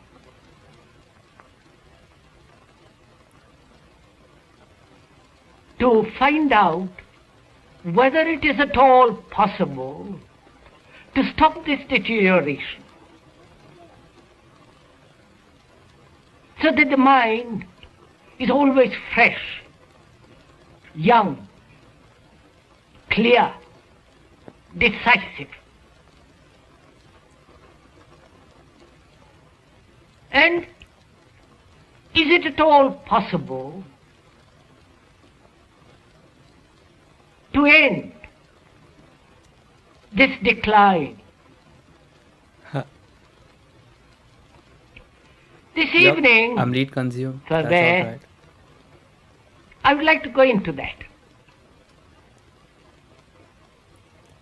This is what lead consume looks Because like. may Yeah. But meditation consume last could also do this, but it would be in a very specific niche. is That's the difference. freeing the mind from the known. Consume last would like consume from like a very The talks specific and genre. writings of Or Krishnamurti if they're cannot be reading books, limited they'll to a read it single from a very category specific such author. as philosophy or religion. Unquestionably, Krishnamurti is one of the more challenging and creative men of our time for his profound insights into the realities of the human condition. Okay. Based on the This series content, of can you 8 guess my programs type? represents Based the on first like what time I'm that listening to? Krishnamurti has permitted his talks to If be you don't filmed. already know that is. In this talk, the subject of which is meditation, Krishnamurti continues his This guy's like some exploration of the real NESI revolution, a radical change in ourselves. This guy is like an NESI user, which so whenever you listen to him, he'll talk in like a sing-songy way. Arises. Is it at all Arises. possible Possible. to end this decaying process of this brain as well as of the mind, the whole total entity? And also whether it's possible to keep the physique, the body, extraordinarily alive, alert, energetic, and so on. So that seems to me a great issue, and therefore a challenge to find out. Now, the inquiry into this, not only verbally, but non-verbally, the inquiry, the examination into this, is meditation.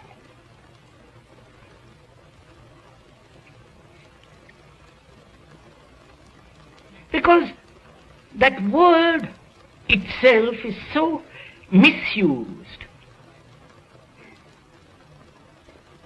There's so many methods of meditation. If we understand one, we shall understand the total systems and the ways of meditation.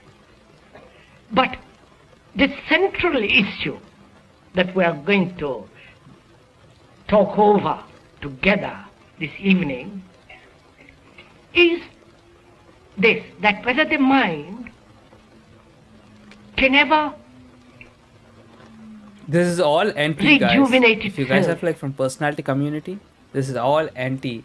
Here's an anti listening to another anti. Yeah, for whether 12 it hours can straight. become fresh, young, unafraid. Guess They- mine, then guess his, The fact or is guess his, guess that his, there is deterioration. because he's talking a lot more than I am. And if one looks at it and translates that deterioration or tries to transcend it or go beyond it in terms of personal inclination, temperament, and so on, it becomes a very shoddy affair. This is all anti. That's a clue. But if one observes it, as you would observe a tree at sunset, light on the water, the outlines of a blue hill. Just to observe it. Just to observe the process of what is actually taking place in each one of us. But this guy's hard to type. Is he N-I? Then N-E? we will go together. And if you cannot do this, there will be gaps and we'll not be able to take the road together. Because we are concerned with the whole total process of living.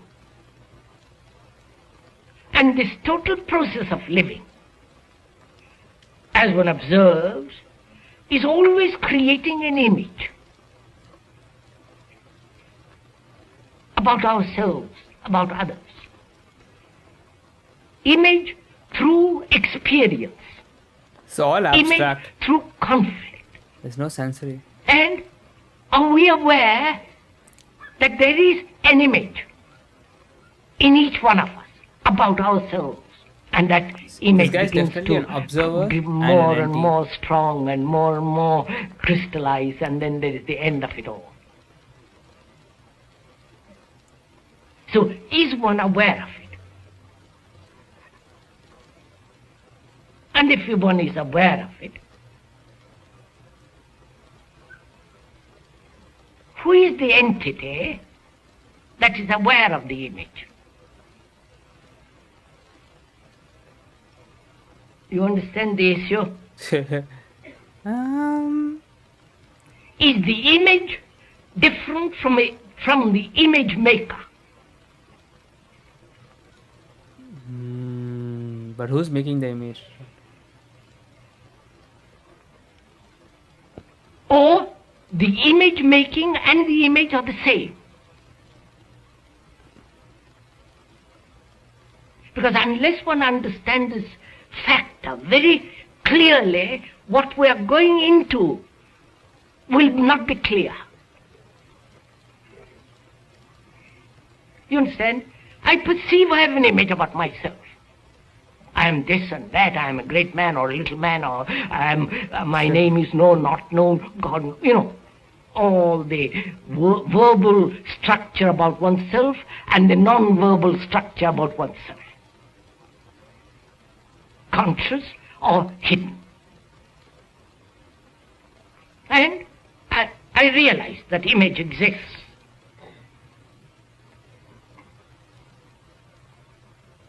If at all I become aware, watchful, I know there is this image is being formed all the time.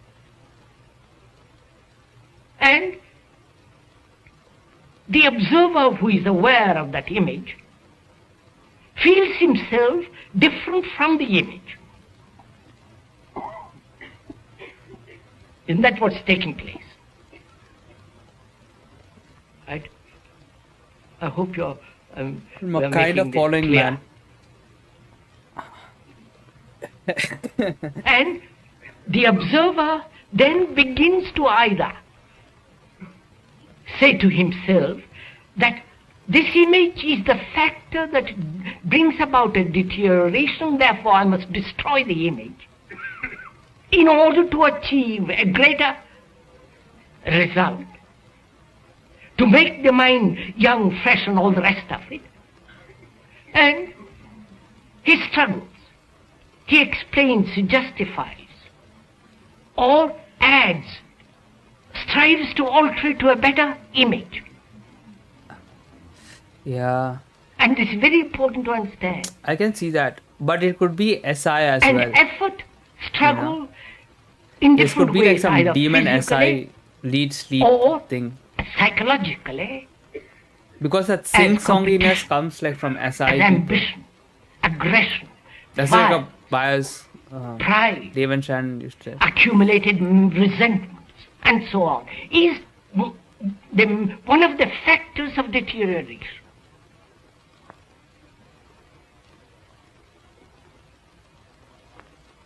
So when But one this guy's like peak realize TI. 100%. that 100%. the This guy is like peak the observer TI. is the image maker. Then our whole process of thinking undergoes a tremendous change. So this is like all stacking logic basically. No feelings. Fuck feelings.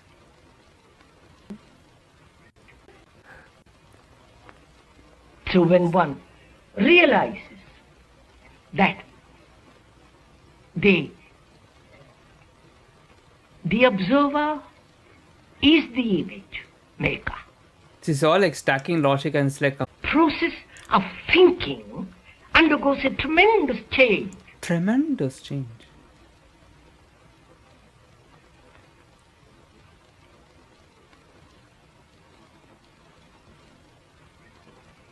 And so the image is the known. So as long as the brain, as long as the whole mind, in which is the mind, brain and the body, the whole mind functions within the field of the image, which is the known, of which one may be conscious or not, in that field is the factor of deterioration. Lost me by. Right? Please don't accept it as an idea which you will think about when you go home. You won't anyhow. But I mean, here we are doing, say, well, I've taken notes and I've understood it, I'll think about it. People are like, wait, what am I supposed to Don't do take exactly? notes, because that doesn't That's the help at look all. of her face. So the question arises, is it possible to empty the mind of the known? You understand? Am I making myself clear? Doesn't matter. Doesn't matter.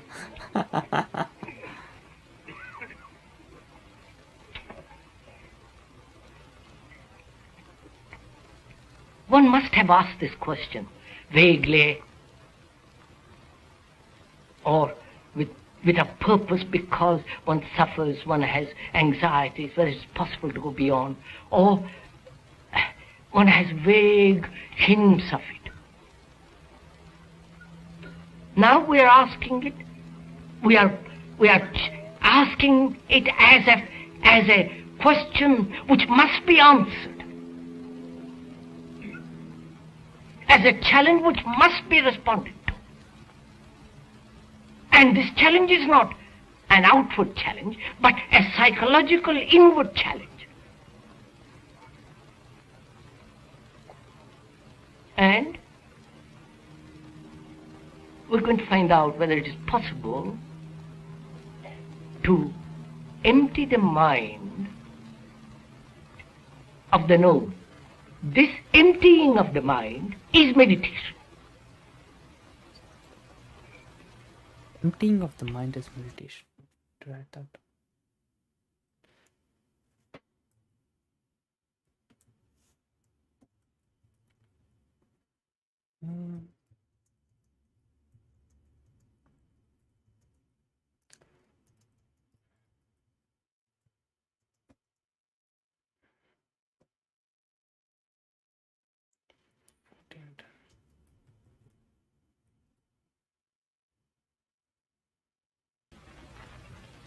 And one must go into this question of meditation.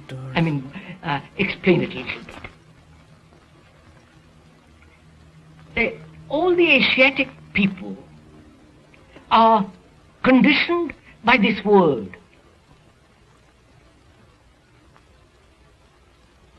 So-called religious, serious people are conditioned by this world. Because through meditation they hope to find something which is not, which is something beyond mere daily existence.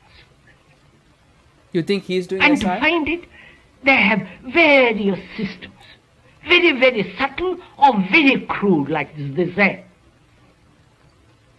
And See, I think also this in that SI is stacking so-called personal meditative experiences, you know. systems is When he says the fact, he's concentration. actually pointing to his like Fixing, direct experience, the the raw mind on one sensory idea or information one without thought or any one biases, symbol and so on. you know. And also there are various forms of stimulation. Forcing oneself, stimulating oneself, and that is to expand consciousness more and more through will, through effort, through concentration, through determination to force. And by extending this consciousness, one hopes to arrive at a different state or a different dimension or reach a point which Imagine that. the conscious mind You know cannot. what my type is? I'll let out my type. Are you new to the OP community? Let me do. My type is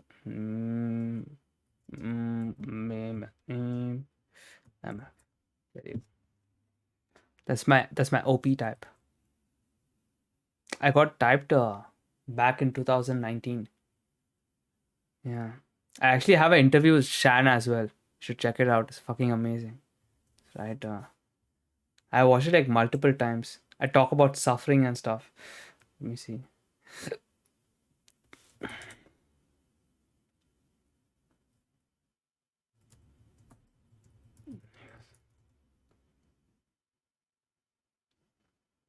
Oh, that's me. Oh, like right here. This one. Beyond OPS. I actually have another talk with Shan, which very few people know. But if you go to videos, here's one. And there should be another one here. This one is how to survive Demon Blast. This is also really good. But nobody knows about it. Because it's not that popular. But this one is like really popular. So you should check it out. Oh, you know it? Wait, you know my type?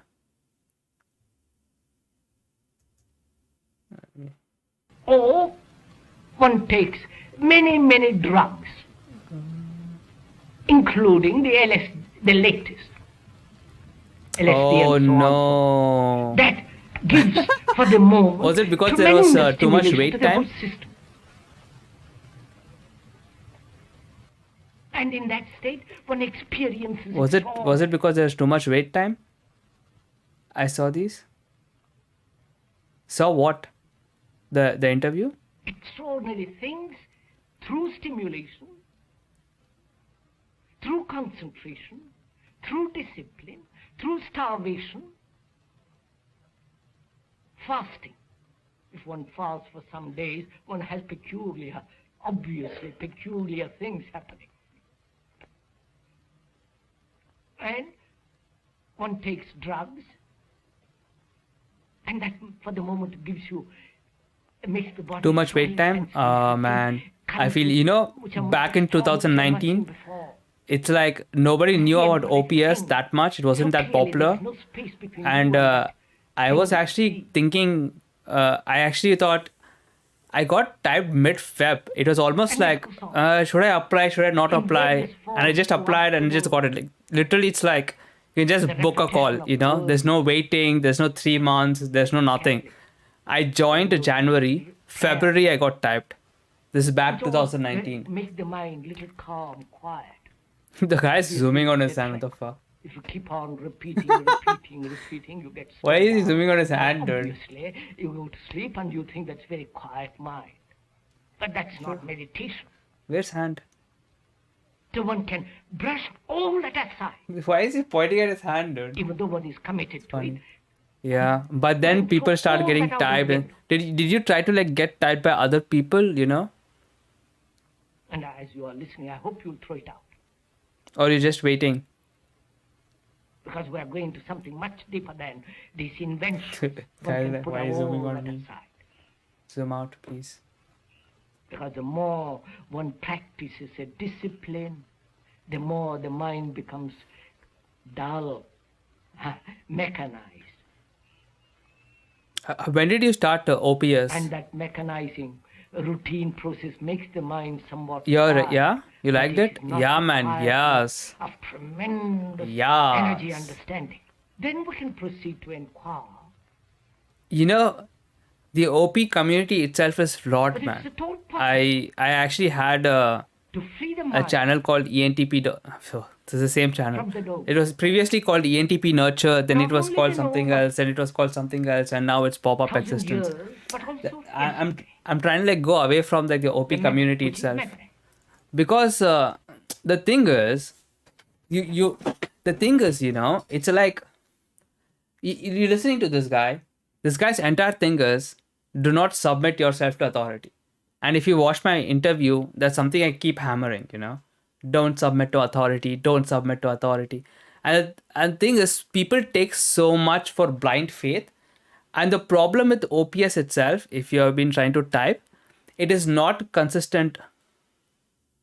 That can help me play last problems. This stuff is bullshit, man. Your type is, it does help you, it does help you see your shortcomings.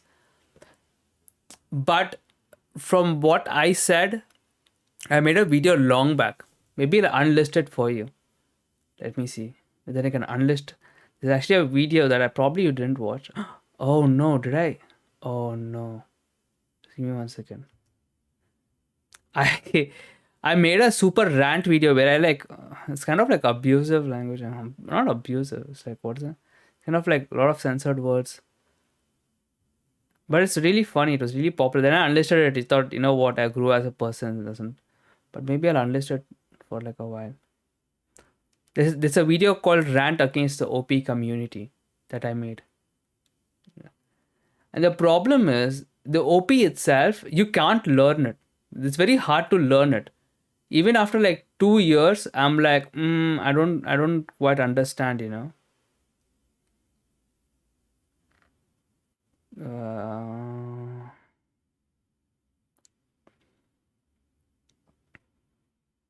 Looking for unlisted.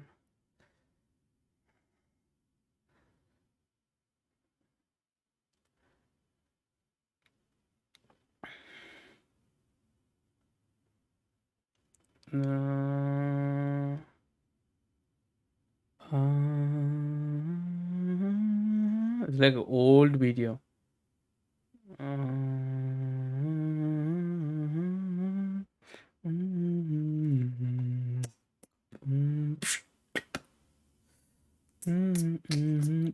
This one.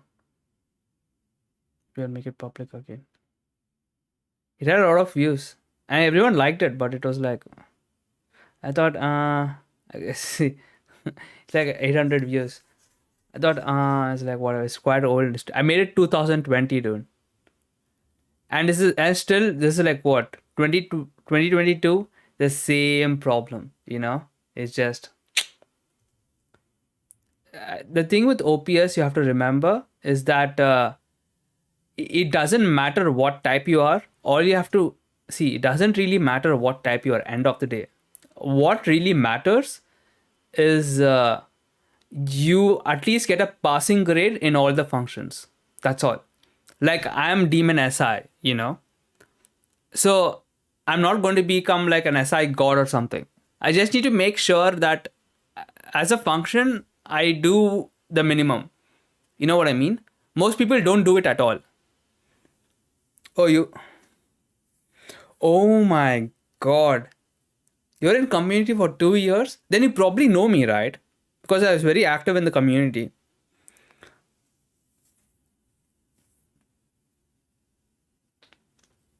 I was very active in the community. But then I was like, oh, need to bounce, eat. But 1.5 years wait, why? I think you can I think you can submit your typing every month, right? No?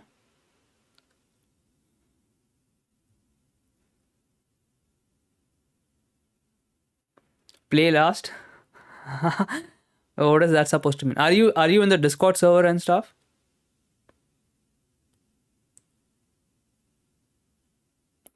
Yeah? Oh, that's nice. I'm a dog now. Woof woof.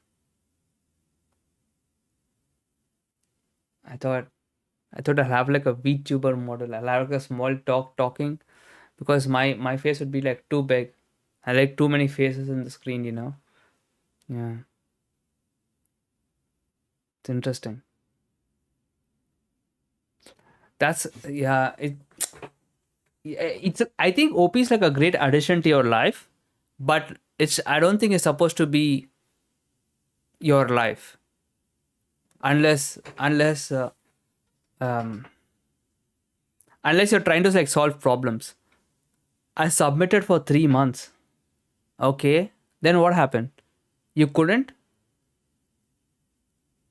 I don't understand. So you did submit, but then you didn't get it or something.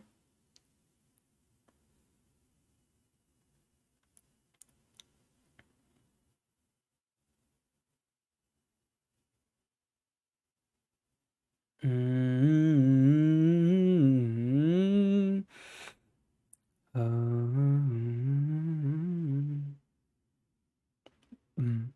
I'm now in existence. You know, I had a channel called ENTP Nurture, but none of I. Every week I thought, you know what, I'm gonna make that ENTP video where it goes 6 signs you're an ENTP, 5 signs that you're in 5 things you like about INFJ. You know what I mean? But every week I never made those kind of content. So I thought, fuck it. Then I don't have enough money to try again. Wait, I don't understand. Shouldn't your money get refunded? Like, are you not in the class anymore? Is that what you mean? So we're in class for 6 months and then bounced?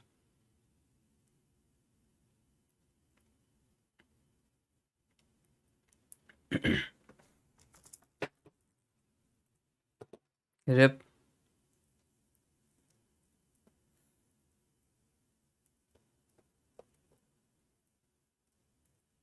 It did.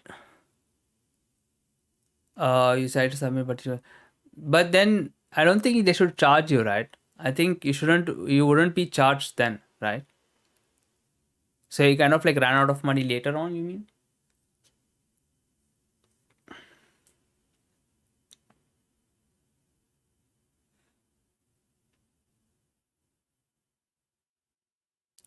I think if your goal is self improvement, then I think if your goal is self improvement, then you can just look at the shortcomings of every type and make sure you don't have them. Your money wasn't taken. Yeah, that's what I thought. Wouldn't make sense if you just try to submit and boom, your money vanished. Yeah, I think it's year and a half. That's crazy, man.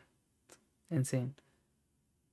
There are like other people who are doing typings as well. If you're interested. Not me, of course. But I think in community, if you're, but I think some people charge. But I think there is like a group that does typing who don't charge. But you know what? I don't subscribe to this entire typing shit. If you can't type, fuck it. That's my suggestion. Your time is better well spent looking within and seeing what kind of shortcomings you have. You just think like you can have. Don't try to like build a theory on OPS. Kind of like try to use it like a tool. You know, think of yourself like, okay, I could be like a lead NE. Do I have like SI shortcoming? You know, oh, I could be like a lead NI. Do I have like Demon SE shortcoming? You know what I mean? And just try to see, oh yeah, I do have the shortcoming. I guess I have to minimize it, you know? Fuck it. Become every type. Yeah. That's how I always looked at it. I never looked at it thinking, oh, to grow I have to do Demon SI. Of course, it does help. I'm like an anti guy. So becoming popular would be like my growth, you know?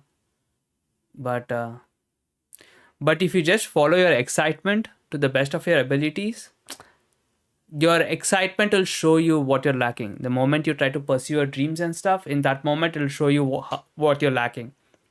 So in that sense, you don't even need type.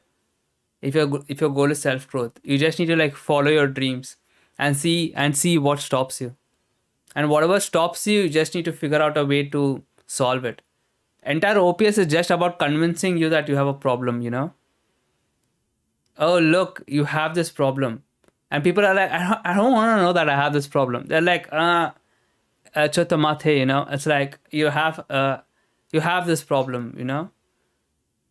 And it's like, here are all the other problems you also have, which you didn't even know about. And it's like, it can be overwhelming sometimes, I feel. So yeah, just become a dog, follow your excitement, let's see see where it goes. That's yeah.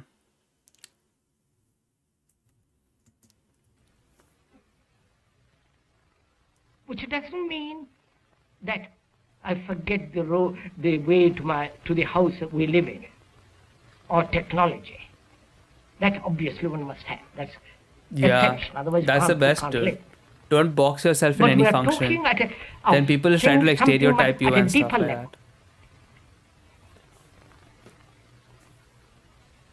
The deeper level where the image is always People try to like stereotype you. They'll put you in a box, and you The think, image- dude, you know what's the biggest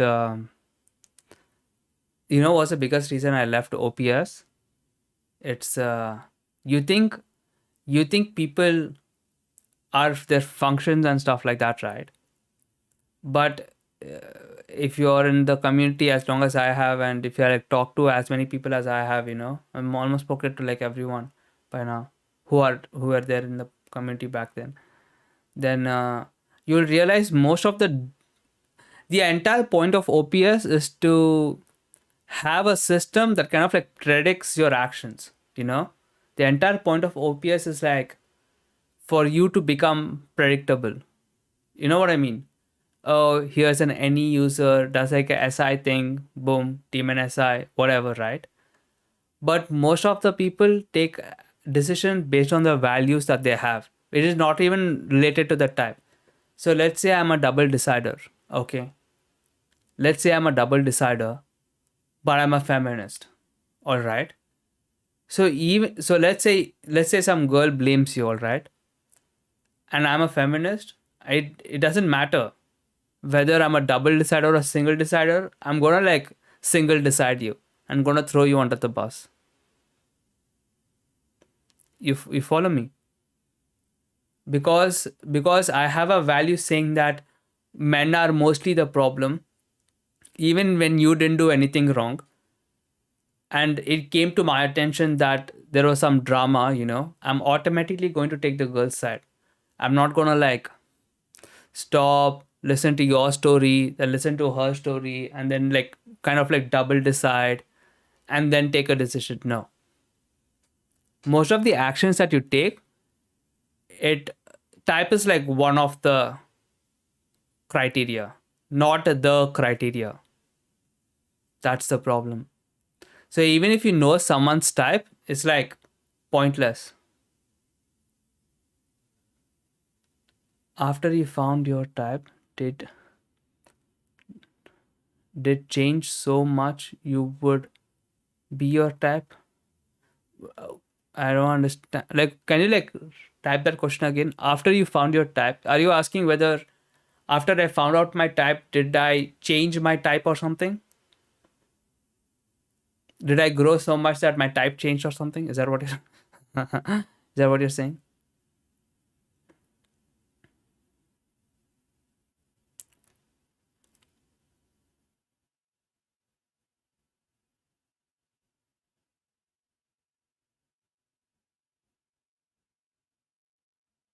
Yeah.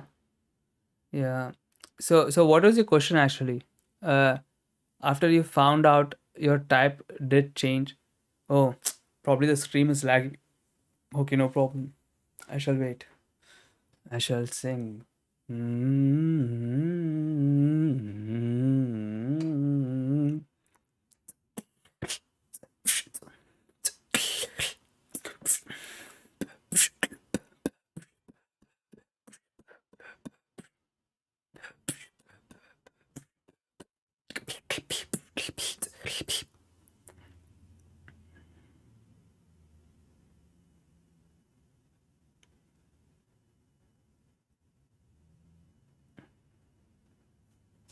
which is the known, is functioning all the time. And whether that image and the maker of the image, which is the observer, whether it's possible to empty the mind of that. And emptying of that, of the known, is meditation. I can only understand you when I have no image about you. But if a friend, a relation, and so on, husband, wife, and all the rest of it, have an image. And the image I have, and you have about me, and I have about you, those images have relationship. And all our relationship is based on that. One sees very clearly that only when the image doesn't interfere, image as knowledge, thought, emotion, all the rest of it, interfere that I can look, I can hear, I can understand. It has happened to all of us. And suddenly... Did you change your behavior so you would be more like ENTP because you wanted to be... So, I guess, something about me that you have to understand is like I'm a very classic ENTP. Like, I know OPS doesn't talk about this a lot, but here's the thing you have to understand about OPS too. OPS is not really consistent. Like there are like exceptions and stuff, For example, there's something called Enneagram. There's something called Enneagram, okay? You have to just like... There's something called Enneagram and they have like different whatever, right? I'm like a 7 wing 6 from what my friends have told me, okay? Wait. Whatever. I'm like a 7 wing 6, which is like the more classic ENTP. So I'm like super stereotypical ENTP from the beginning. So even when I was in the call with Shan, and Shan was like, oh yeah, this was like when Shan used to do calls. When I had calls with Shan, and like Shan was like, yeah, what do you think your type is? And I was like, I don't know, Shan, something like NETI. And I thought I was play last, but I thought NETI, something, maybe like masculine sensory, something like that. I kind of like predicted, okay? And and she was like, yeah, you got NETI, but you're like play second because you reach out to a lot of people and stuff like this. Back then, I didn't understand play. I mean, of course, I was in the class for 1 month, So what happened? So when I realized I'm ENTP, I didn't really give, I didn't really give a fuck, about type to begin with. I really wanted to, I had like a problem where I wanted to solve. Back then I was in India, right? I wanted to come to Canada and stuff. Today I'm in Canada. But back then I wanted to come to Canada. I had all these big dreams. I really wanted to know how to make these dreams come true. And for me, OPS was like a means to that. It was never something that would become like my worldview or something. But my behavior to begin with was very classic ENTP. That was the problem. But I think what changed throughout, I think 3 years now? I think what really changed throughout 3 years is me integrating the functions. For example, I'm a classic ENTP, right? But I kind of like go meta on top of that. Like I know my strength, I know my weakness very well by now. So what is really changing is my relationship with certain functions. For example, my relationship with SI has changed. Like you saw me taking notes, right? And I thought, and you might think, why is this any guy taking notes? Probably this guy likes taking notes or something. No, I hate taking notes. But I kind of like see the value in taking notes now, because if I wanted to make a video or if I wanted to like collect my thoughts and do my sleep SITI, then I know this would be very useful. So I'm just taking like the bare minimum amount of note that wouldn't take, that's not super organized. Like if you see my notes and all, it's if you like see my note, let me show. If you like see this is like super bare minimum. There's no fancy colors. I'm not color coding anything. No, like look, for me, like taking notes itself is a big thing. And on top of that, if I have to like color code everything, make it look pretty and stuff, no, get the fuck out. Me doing this itself is like a big thing for me. So, I mean, that's what it really like comes down to. So the relationship I had with SI changed. That's what keeps changing. The relationship I have with my sleep, since I'm sleep last, that changed. The relationship I have with my play, that changed. For example, people say, oh, doing play is bad or something. Yeah, you'd like to talk? Shoot me an email, dude. I would love to chat. No problem. My email you can find here.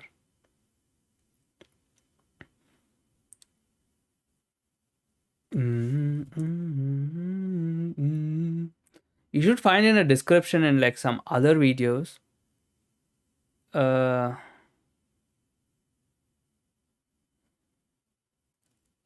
Just give me 1 second. Like I know my strengths as well. Like I can consume play, right? No one else can do like a 12-hour stream of Jiddu Krishnamurti. You know what I mean? I don't think it's most people would do. So if you go here to my details, you will have my email. Yep, just email it to this and I will coordinate with you. Whatever. And we can have like a Zoom call or something. Sounds good?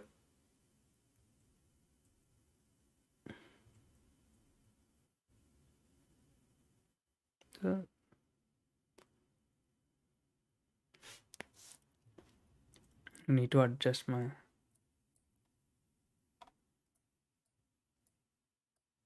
There you go. All right.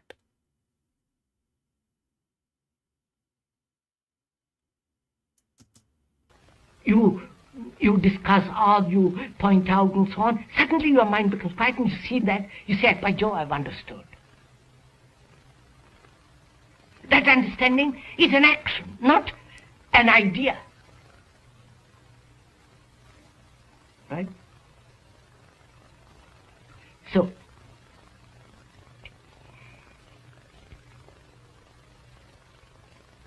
there is understanding action only, action in a different sense than the action that we know, which is the action of the image of the known. We are talking of an understanding which is an action when the mind is completely quiet, in which understanding as action takes place, right? So, there is understanding and action only when the mind is completely quiet.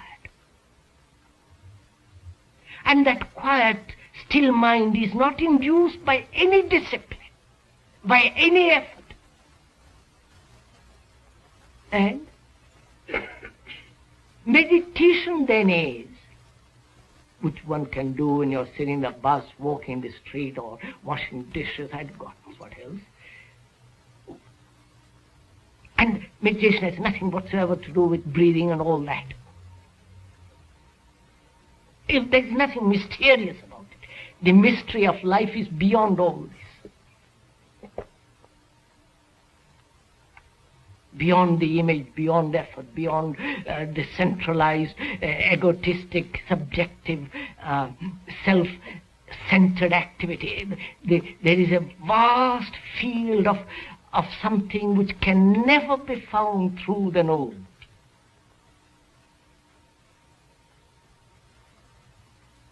And the emptying of the mind can only take place non-verbally, only when there is no observer as the observed. All this demands tremendous attention, awareness. An awareness which is not concentration, just to observe without choosing. I mean, choice takes place only when there is confusion, not when there is clarity.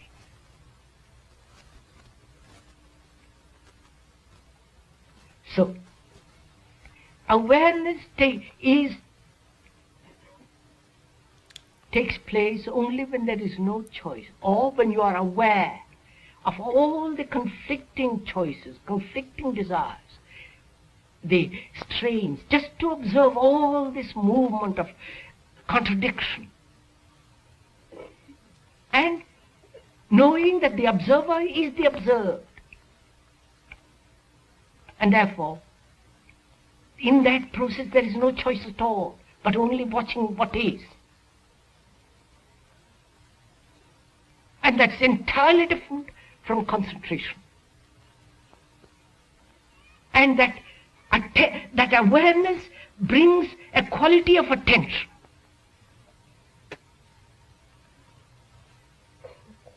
In which there is neither the observer nor the observed. And this emptying of the mind with all the experiences it has had is meditation. And that can be emptied only, all the experiences. When each experience, one becomes aware of it, sees the whole content of it, without choice, and therefore it passes by. Yeah. Therefore there is no mark of that experience. As a wound, as something to remember, like, to recognize. You want self-development? Look, man, this is like real self-development, not the... So meditation of course, their way is also a valid way. Process. It's not just... But it's not a necessary tool to... a thing to do let go. For old ladies or men who have nothing to do. This demands tremendous attention, right through. Then you'll find for yourself, no, there is no question of experience, there is no finding. Then when the mind is completely quiet, without any form of suggestion, hypnotism, or following a method, when the mind is completely quiet, then there is a quality and a different dimension of which thought can never possibly imagine or experience. Then it's beyond all search. There is no seeking. God, man, Mind just that 3 is hours. full of light. It's like 9 more hours to go off this shit. It's only the dull, confused mind that's always seeking and hoping to find. What it finds is the result of its own confusion.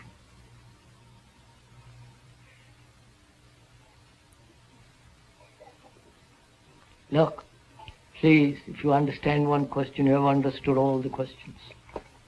The thing with OPS is also, it's very hard to like transfer and so, what is important? It's because of their functions too. You have to understand. You know in asking questions and the OP. You know, the biggest problem right now that even you are facing is that OP is not consistent in the sensory. As in, if you want to like type someone, if you got a type, that's a different story. You know, if you got a type, you can just trust it, extrapolate whatever information you want to a certain level, and then bounce. You know what I mean? But if you want to learn how to type as well, it's not consistent in the sensory. I basically had to start a Discord. Imagine this, for me to understand how to type and to be like a decent guy to type someone, okay? I had to create a Discord server, then make people join that Discord server, and then talk to all of them who are all officially typed. Man, that was memories. Okay. make them officially type, spoke to them for like 1.5 years, okay? And only after that, I kind of understood what every function is kind of doing. And then I started seeing functions, and then I thought, okay, I can see it enough to make it useful in my own life where I'm like talking to people and getting things done, and it's kind of useful. But I know enough that I can use it, but I don't know it deeply enough where I'm boxing the other person in a certain function or something, you know. That's where I know. I'm happy with how much I know about OPS, and I'm like, okay, it's enough for me. This much. So if someone says that EPIJ, yeah, exactly. That's that's a lot of work. That's a lot of work, and it's not like many people can do that work as well. There is yeah, that's and most people think they know how to type, right? But it's like end of the day, all this work, it's is it important? Is typing such an important skill? I don't know. I don't think so. However, I do feel if you take if this is how I use it, okay? And if you look at OPS this way, if you start watching OPS content and start seeing pitfalls of every type, okay, this type fucks off like this type fucks off like that, this type doesn't do this type doesn't do that. Let's say you did that, and you have a general understanding of how every type is gonna like fuck you over or like fuck other people over. And when you're talking to a person, just imagine that they can be all type. Don't imagine this person to be one type in this entire existence. Rather, think of that person to be like a specific type in this moment. So I'm talking to you right now. You could be an IP for me because you're talking about decider stuff. Tomorrow you come and rant about observer stuff, like, you know, how to about things or society, or even this guy will label society problem, education system or whatever. Then you become an observer, you know, and then you kind of will know which box to put it. But this person will never have like a predefined box the way I use it. In my head, it's like today you could be a decider, tomorrow you could be an observer, today you could be like an EP, you know, tomorrow you can be an IJ, you know. Who knows? Whatever. It's like I only need to know how to deal with you in this moment. That's it. But to find out what you are doing in this moment, I will just try all the possibilities. I will talk in a way that will like not only like please observers, but also please deciders. You know, I thank the education system and the people involved, like principal, so observers are happy, deciders are happy. It's like that. Kind of like cater to all of them. And then you can like boom. Answers or the explanations is that the explanation has no value at all. What has value is how you ask the question. Yeah, that's true. And what you're expecting out of that question. If you are attentive. Yeah, that perspective, what I'm sharing is super any. Very any. It's like you're trying to like you just wear a different glass, man.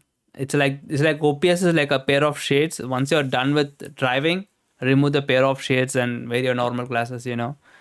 You don't need to convert your normal vision to OP vision, is my perspective. And I think even compared to like the NI perspective or any perspective, I think this perspective is like better. You're not, because think about it. What is the point of you having a perspective that you can't even validate for yourself?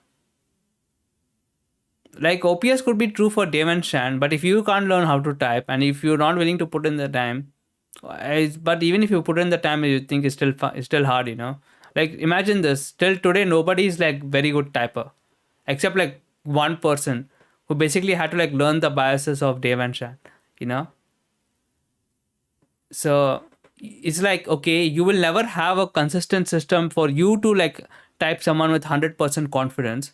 Then what is the point of you building a worldview around it, which where you can't even type someone in the first place? That doesn't even make sense, man. That this is also very TI, doesn't make sense. But just because I have TI doesn't mean what I'm saying is not true.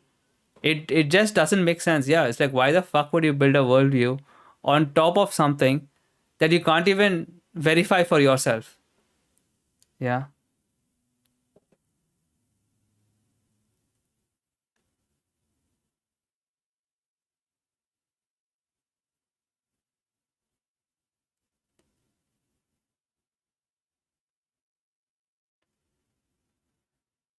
Yeah, by bias, it's like you're not even biasing your, it's not even like your biases are yours. You're like adopting someone else's biases. You know, man? You're like adopting someone else's biases. And that is like, no, bad. It's like, what that's, bro. If you were biasing, let's say, if like, let's say growing up, I don't know, big men hit you or something, and you have a bias that big men are bad, okay, at least that bias is based on your personal experience, you know. But it's like, imagine I said big men, they have muscles, you know, they're probably bad, and you could just kind of adopting that.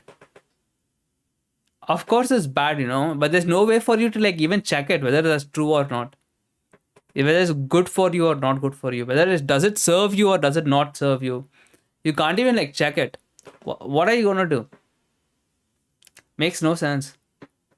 The entire community itself is good, but it's like you need to keep it an arm's length away, you know. Like, yeah, of course you can make I made like many amazing friends, dude, don't get me wrong. Most of my closest friends that I have are from OPS, okay. But don't make but think of OPS like origami or calligraphy, like a place where people come in to like invest in a skill or something, and you're gonna meet people who have same wavelength as you or something like that, and you can just talk to them and become friends, you know. Yeah, you could even join, there's like a new Discord server which is run by Jana.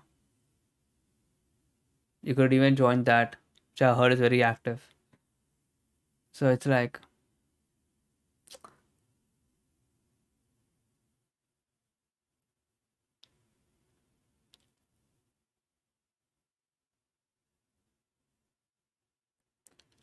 you cannot do what exactly? I mean, it's way harder for me to see like this. What can't you do exactly?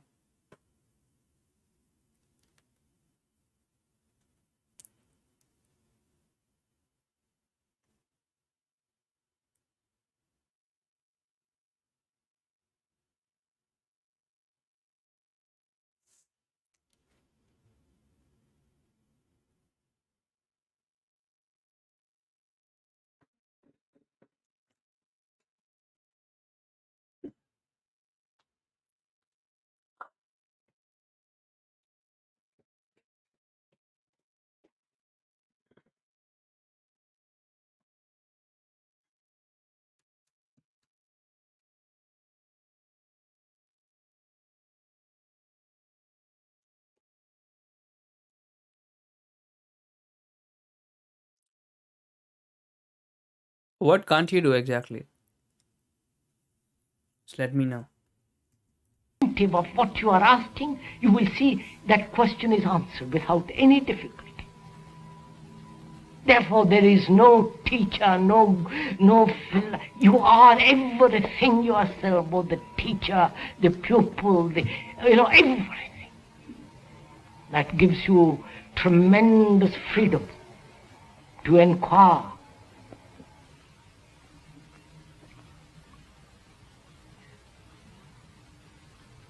This has been the fourth of 8 programs presenting the talks of Krishnamurti.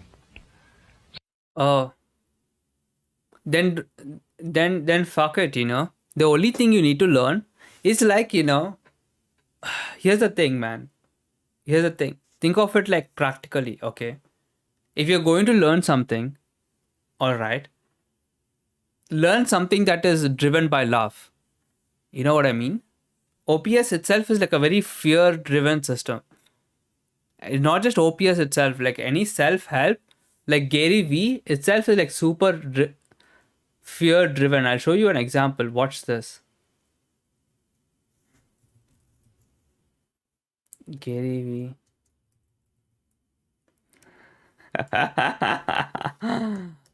Imagine this. Watch this, okay? This is like motivation by this guy. This is like bad motivation, but he nonetheless captures the energy, you know?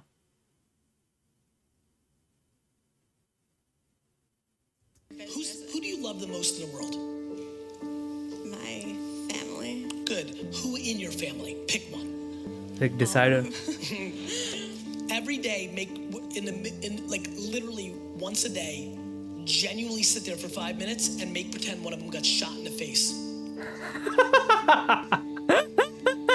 I'm being dead serious with you. Every single day, I actually sit and truly try to convince myself one of them got shot in the face. That is the biggest thing I do that leads to the biggest happiness I have.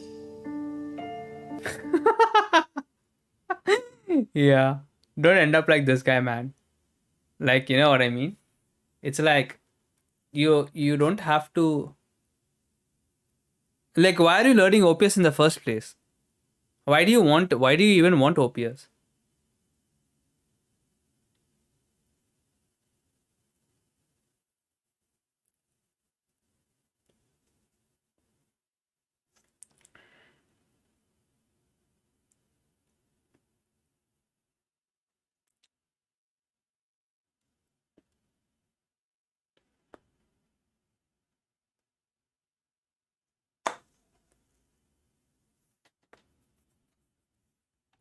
Why do you want to learn OPS? Subsequent programs in this series are titled What is Love?, Questioning, Living and Death, and The End of Conflict. End of conflict. The end of conflict.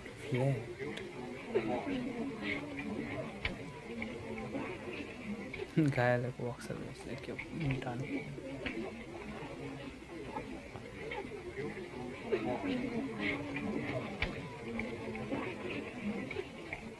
It's like, I'm done here. Doesn't even look back, man. It's like a true badass.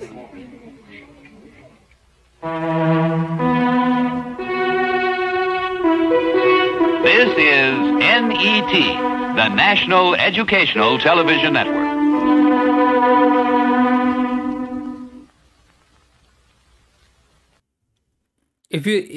If you want to like chat now, I can like send you a hangout link and you can like come here and then we can like talk about it. If you do wish to talk now.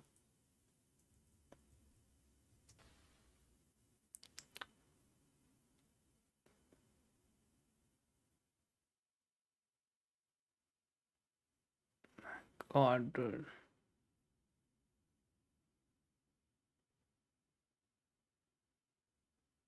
What is love?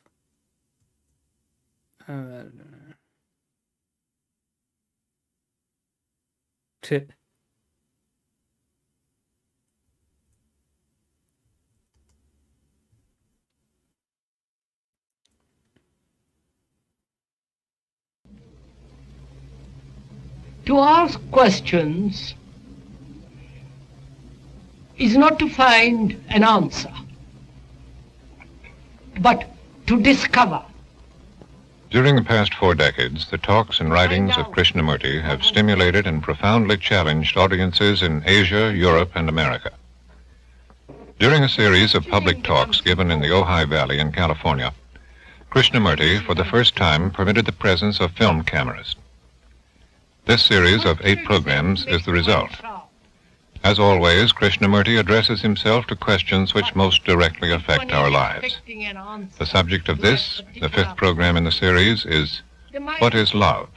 Becomes naturally expectant, awaiting, and therefore not clear, decisive, and capable of discovery.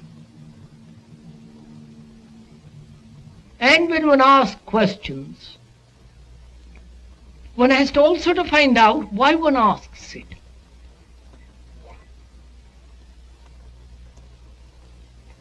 I feel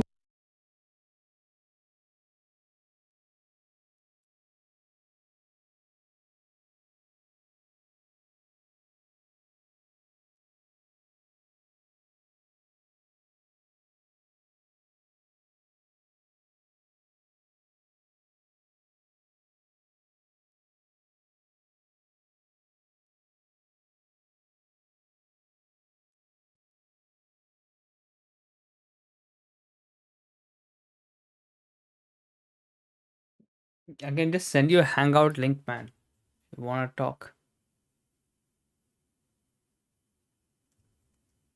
one should ask questions about everything. But it matters very much why one is asking those questions. What is the background? What is the state of the mind that is asking those questions? Is it awaiting an answer or expecting to be told? If it is waiting for an answer, who is going to answer it?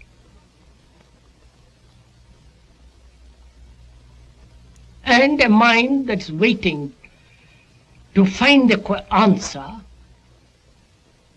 is not an active mind. It's just waiting, expecting.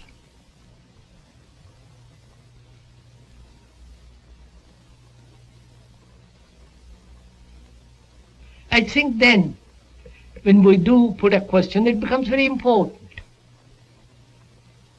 Then such questions have a catalytic effect. That such questions do produce an answer in themselves. So, let's proceed and find out what questions we're asking. Cool. We know what aggression is.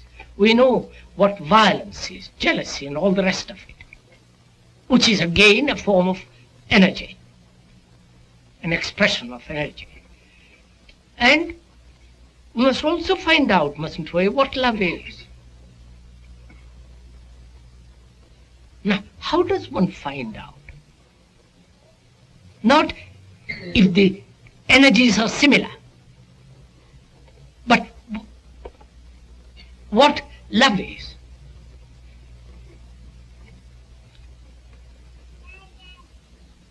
Is love pleasure, desire?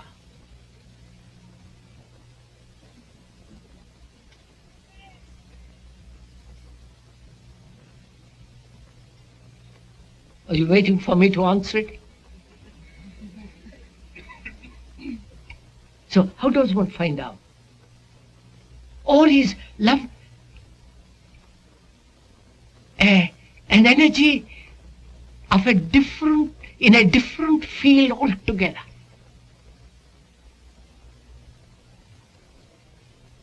Of a different quality, a different dimension.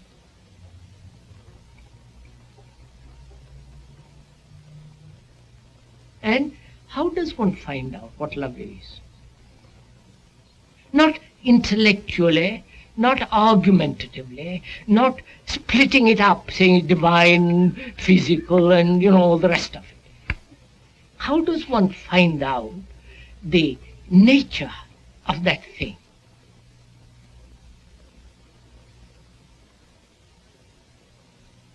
Will the conscious mind find it out? The conscious mind being the educated, sophisticated, the mind that has so many experiences, memories, stored up resentments, hatreds. Huh? Love is a surplus when your own problems have been solved. Love is a surplus when one's own problems are solved. We are trying to find that out, sir. Please, don't let us speculate what love is. That becomes childish. Sure. How does the mind come upon that thing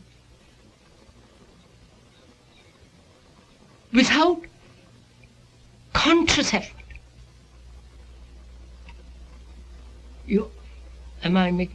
If I make a conscious effort to find it out, then my conscious effort must have a recognition of what it is.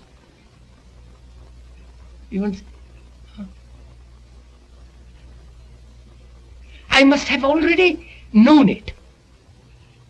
I must already smelt it, tasted it, known the quality of it. And if I know it, it's merely a memory. And this memory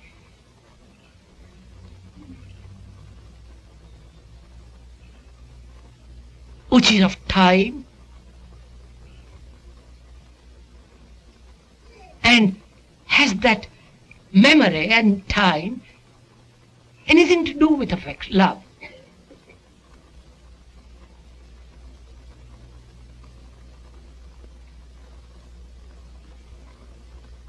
So, how does one find it out, come upon it?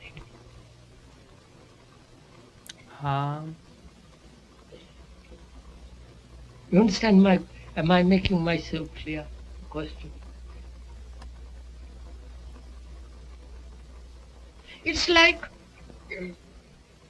inquiring into if there is such thing as God. I put it in quotes. That word God is so heavily loaded that has almost lost all its meaning. If one wants to discover it, if there is or if there is not, how does one proceed?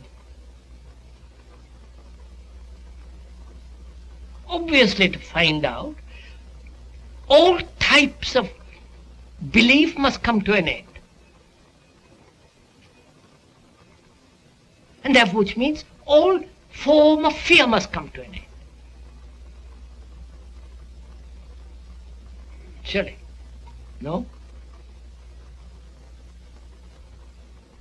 Belief is a form of hope.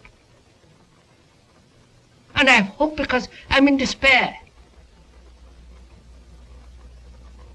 And I invent a belief, a security, a state of mind which says there is something which is permanent. And I believe in that.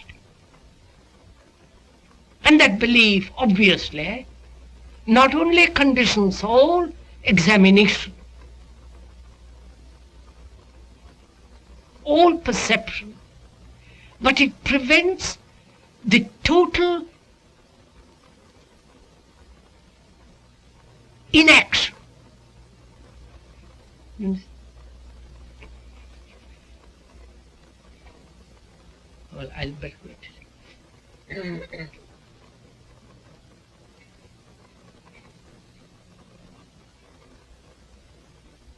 I must not only be free of every form of belief and therefore fear, and also my mind must be so sharp, so sensitive.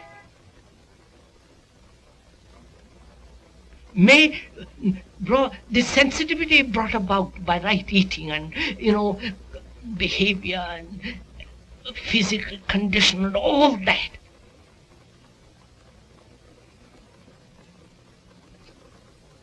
And then only there is a possibility of discovering something So it seems to me, in the same way, to find out or come upon this thing called love, which is so heavily loaded, one must inquire into this question of pleasure and desire. You know, we're not trying to suppress desire. The monks throughout the world have tried that.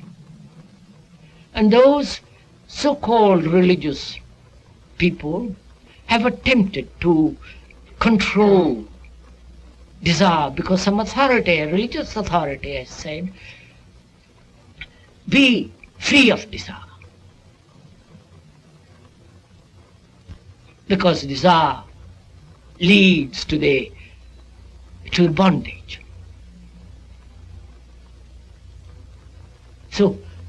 So-called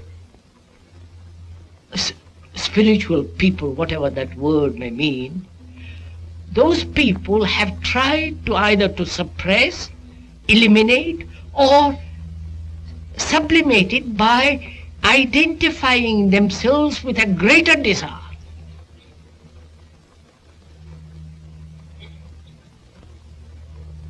But it's still within the pattern, within the area of desire. And what's wrong with a desire?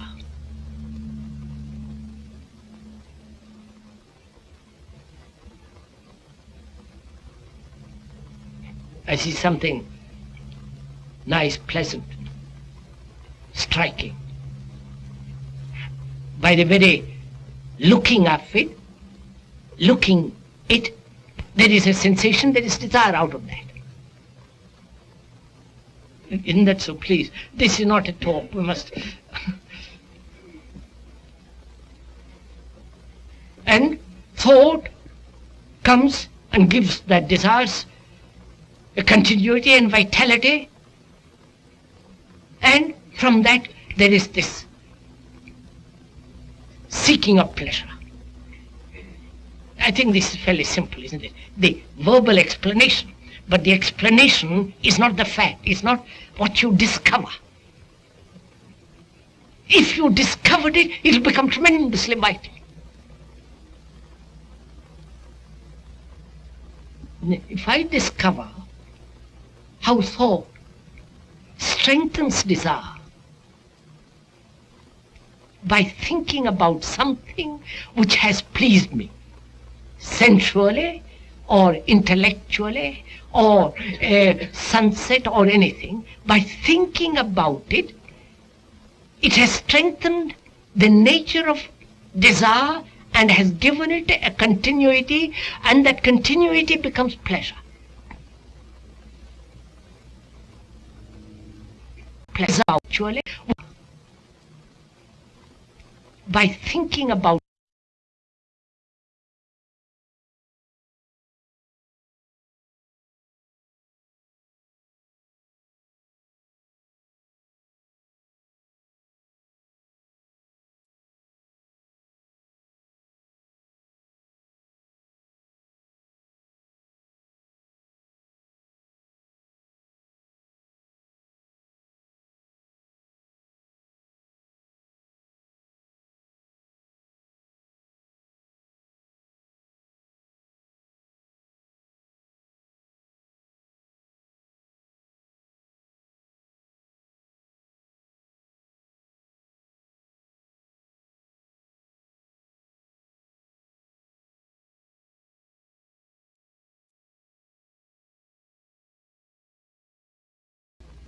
if I discover how thought strengthens desire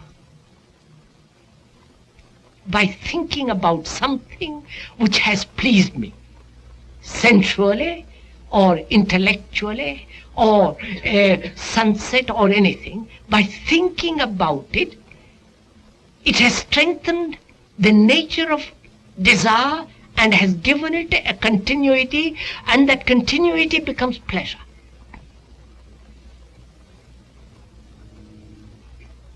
All our attitudes and values and demands are based on this search for comfort and pleasure.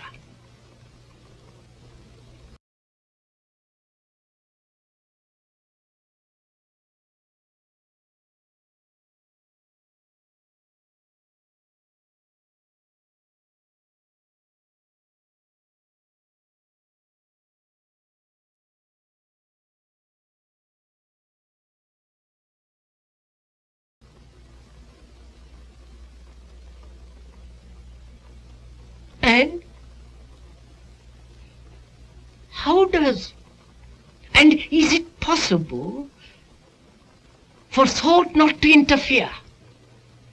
Now I see something very beautiful. And there is immediate sensation and a desire to touch it, to hold it, to own it, to possess it.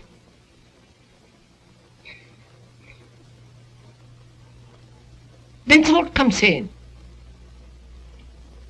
And is it possible to look at something extraordinarily beautiful, man, woman, child, tree, a house, a picture, whatever it is, and merely observe without the interference of thought?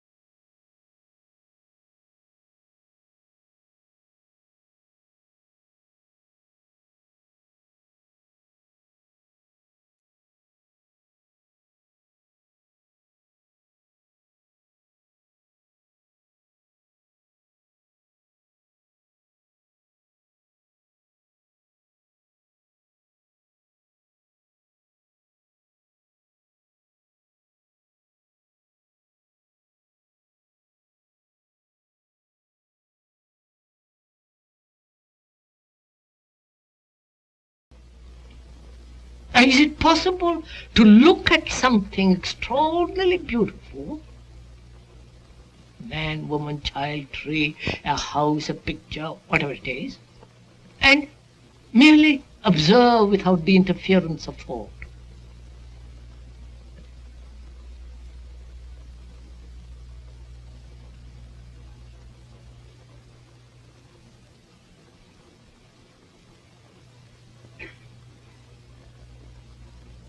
And when thought interferes, there is a totally different kind of action as when thought doesn't interfere with desire. You understand? I wonder, right? Guys, you with me? Too much? Nani? Guys? You understand? When thought interferes with desire, which becomes pleasure, then activity has a different meaning altogether. Action.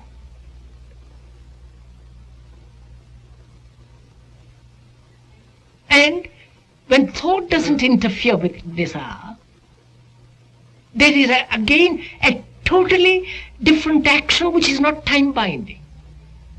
So all this is, we are inquiring, aren't we, into the nature or come upon that thing which you call love. And we are asking if that love is something not of the same energy as hate. We must bear that in mind, otherwise we will wander away from the central question.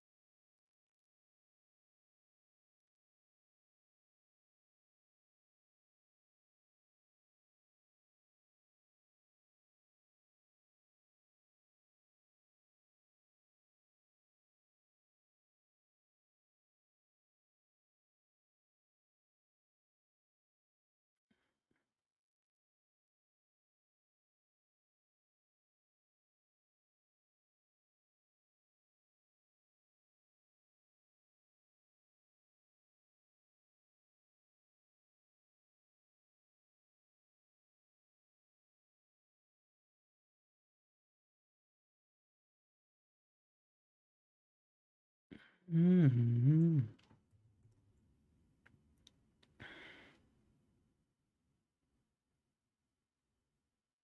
Mm-hmm. Ah.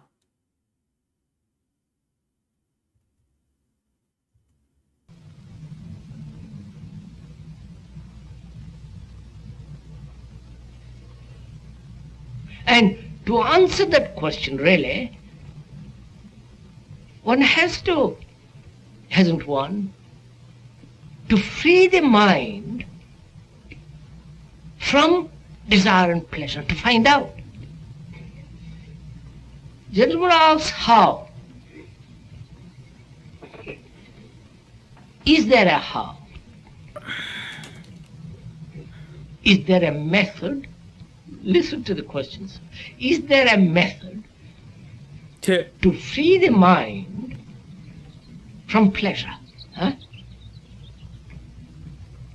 And the following of a method in order to achieve the result is again based on pleasure. No?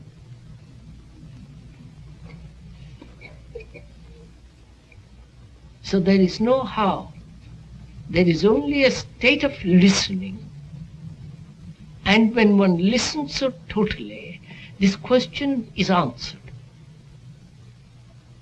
You see, first of all, sir,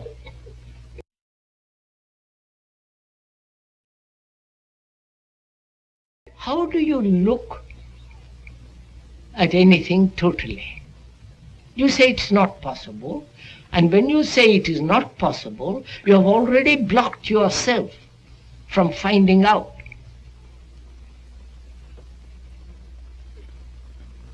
So to find out, you have to look at your own mind, looking at your friend or somebody or at a tree, how you look at it.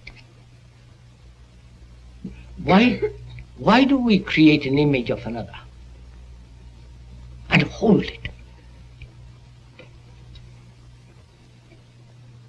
And is it not possible at the moment of experience to live it so completely, or so let it go through you so that no image remains, no mark remains?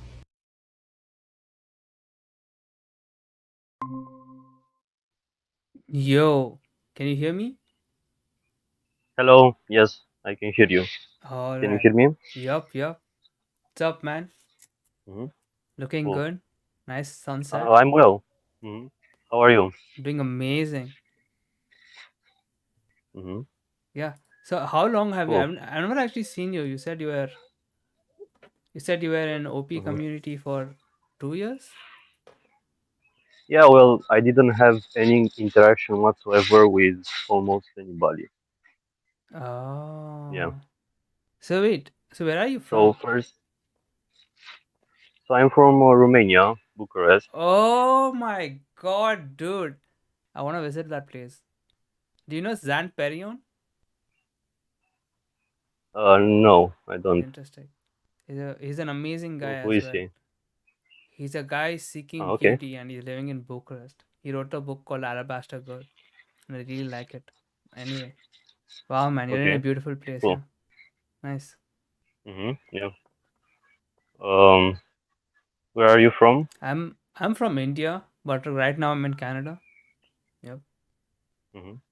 Yeah. So tell me Okay. about yourself. Like you said you joined OPS, but you never got typed. What's up with that? Hey, so firstly, I want to thank you for taking the time to talk with me. No And problem, man. I'm very sorry. I'm very sorry for my bad English. Oh, no. It's definitely my second language, and I just haven't had the chance to practice at all. No, it's Yeah. fine. As long as I can So understand you. Yeah, good. mhm. Okay. Yeah. So I've been in OPS for like 2 years, Mm-hmm. um, and I just try to understand. I got pretty obsessed with it. Mm. Um, What do you mean by I obsessed? started I started to see the human psyche only through the OPS lens. Mm, So that was pretty bad for me, but I learned a very good lesson, you know, yeah. from this. So I guess it's not objectively bad in the long term. Yeah. Yeah. Yeah.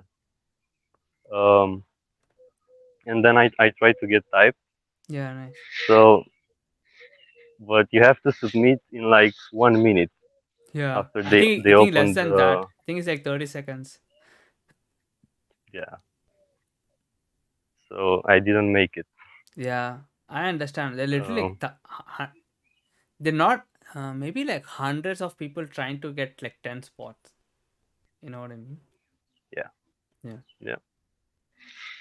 hmm What's your story? Me, Sorry. I actually got into OPS. I before OPS I was watching CS Joseph. Before that I was like out of Yeah, me too. YouTube.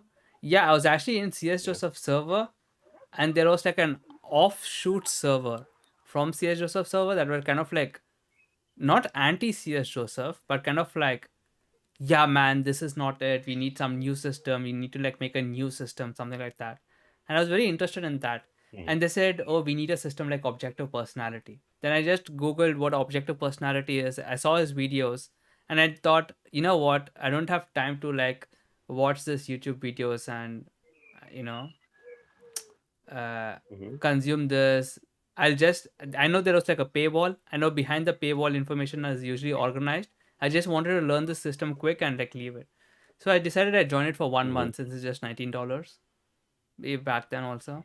So I just joined it and then I was there for like a year. I'm still there, I guess. Yeah. That's how I got into OPS. I got tapped the next month. I thought, okay, sounds good. Really helpful. I think it's the Oh. best system I learned. But I think it's a Yeah. Achilles heel as well. Like it's like a double-edged sword, definitely. Mhm. Yeah. Like most things. Yeah, I think OPS is best suited for like any users like me. If I just want to like use it and then like leave it, but I'm Mm. not too super attached to the Mhm. system itself, I think it's very good. But I think if you really get Hmm. into like the system, I think the NI users have this. They really get into the system and they cannot. They see like a guy hitting a football and they go like, "Oh my God, is this guy like lead SE hitting football, jumping over fence?" You know, it's like, bro, this guy's just hitting a ball. You know what I mean? Yeah, I definitely did that. Yeah. yeah, you did that. My mind still does this, but now I can detach from this way of thinking and yeah, I guess be more any. Yeah. I think I don't know about maybe the solution for you is not being any, but just finding your own NI that you can verify for yourself. You know what I mean? Mm. Okay. Okay. Just like I'm building my So accept SI. my condition. Yeah, Mm-hmm. find an hmm NI that fits your pursuit of, well, like what are you excited about? What are you like living life for, I guess? What's Okay. exciting you in Well, this moment? Yeah. reading Carl Jung basically. So Oh, about nice. the archetype, the archetypes of the collective unconscious. Um, I study Buddhism. Oh, nice, nice, Um, nice. yeah, and psychology in general. But I, yeah, but what really interests me in the moment is Carl Jung. Carl Jung. Nice, nice. Well, like why are you hmm studying Carl Yeah. Jung? Is there any question that you want to get answered or something? Or just curiosity? Uh, I don't understand. Are you like, so when I got into Buddhism, Carl Jung and all, I wanted to answer one question that is like how to eliminate suffering. Even right now, if you're Yeah. watching, still I'm trying to like answer that by watching this guy, right? It's like, so I hmm want to understand suffering in and out. You know what I mean? hmm That's why I am I into have the same reason. same. Same. I think about this all day. How do I go beyond suffering? Yeah. Why is that? Why is that important to you? Well, because okay, so I think that all people want happiness, Yeah. all of them. Mm. Like if you look at every action of everybody, you will Mm-hmm. see that everything sums up to happiness. Mm. What is the best thing in the moment for me from a chemical point of view, Mm. right? Yep. And people go for pleasure, Yeah. which is actually, in my opinion, the the opposite of happiness and Mm. fulfillment. Okay. And I saw that in myself that I was doing that all the time. That I tried to Yeah. yeah. So I started using tools like Mm. Buddhism, OPS, some things that Carl Jung is talking Yeah. about the uh, individuation process, right? Mm-hmm. Mm-hmm. Become conscious of the unconscious, Yeah. um, because I just want to be happy, and Yeah. also I really want to understand uh, the world. I mean, this makes me very. This gives me very much fuck. Okay, Like a high, yeah, like a yeah, satisfaction. yeah, very much. Yeah. I understand, man. Yeah. I can see what you're Mhm, saying. Definitely, even mhm, I'm motivated by similar reasons, honestly. That's why I have this channel also, right? That's why every time I wanted to make a video on top five things ENTPs are, I don't know, X, X, Y, Y, Z, Z. I just never made it because every mhm, time I wanted to talk about this topic so passionately, I thought I'll make it next mhm, week, next week, next week, and the next week never came. Yeah. mhm, So I just thought I'm gonna like pivot. But I do see the thing that OPS mhm, is like a beautiful system. But the thing is, to build your own ability to use the system, that's hard because the sensory is not consistent. Like let's say an NI. So when they say NI user NI, well, there's a consistency in the abstract pattern, or when they're stacking concepts, they're NI. Oh, okay. mhm, But what does that look like in the sensory? Exactly. mhm. There's no like if they did this one sensory and if they did couple of times in tandem with this other sensory, boom, they have NI. There's nothing like that. So it's very Yeah. hard to learn. So you're of course it's in beta phase. I think it'll be better in the future, of course. But for now I Mhm. feel Probably. yeah. But for now I feel something like even Buddhism I feel is better than OPS, if you Mhm. understand it. Also, it might not be better because they said that they found all the coins, right? Yeah, They said that they were relieved that they found all the coins, all the 9 coins. yeah, So I think they stopped, right, from developing the theory, but the implementation could be better in the future. yeah. But the theory has flaws, Mm-hmm. like you said. So I saw that in auditory people, masculine, feminine, Yeah. Like or me. double masculine, they shouldn't see. Yeah, they shouldn't uh, be capable to see pictures in their head, or if they do, it should be pretty unclear. But there are some people who definitely can do that, Mm-hmm. almost as better as the double feminines or the visuals. Mm-hmm. So why do you So say that they're they shouldn't be able to do um this? well Did Dave and Chan doesn't say it? I yeah, I think so. That's Okay. why I'm saying it. Yeah, I think they did. Okay, okay. Isn't that the point? No, I think that's the thing, right? The problem with OPS, you cannot just take their word as the word of God. Of course, there is no choice Uh-huh. but to take their word of God. But it's like investigation, I think, is like the main thing. So okay, they might say that's the problem, right? That's the process like for 2 years. They like tell a lot of stuff. And I have to go and check, wait, is this actually true in my experience? That's why I used to like talk to all the people in Discord to like kind of like cross check whether okay, is this actually true for NI people? Do I actually see this pattern in the NI people as well? You know, and not many patterns as for me is held up. So I use observer decider, so I can tell between observer and decider pretty nicely. Masculine sensory, masculine intuition, I can see. Masculine thinking, masculine feeling, I can see. FI-TI difference, I can see. Then any NI, sure. Then any NI, I see that I can see. But the I animals and can see stuff. shit. But yeah, it doesn't matter honestly. Because the amount of time I actually use OPS is like very less. Unless like only during negotiating or when I need certain outcome from someone or when I want to understand a particular person more deeply, you know, it gives me tools to like Yeah. understand them more. But it's like if you really want to understand someone, you can just talk to them and just understand that person, you know, you don't need like an yeah, don't need OPS. Yeah. Yeah. Yeah, I agree. The OPS helps definitely. Yeah, OPS is That's a good tool, but if you don't have the tool, it's not like you can't build a house, you know. OPS is like the yeah. best hammer out there, but it's like it has problems in usability. Not many people can use it, but it's not like you need the hammer to build the house. You know what I mean? Yeah. That's how my Mm-hmm. any looks at it.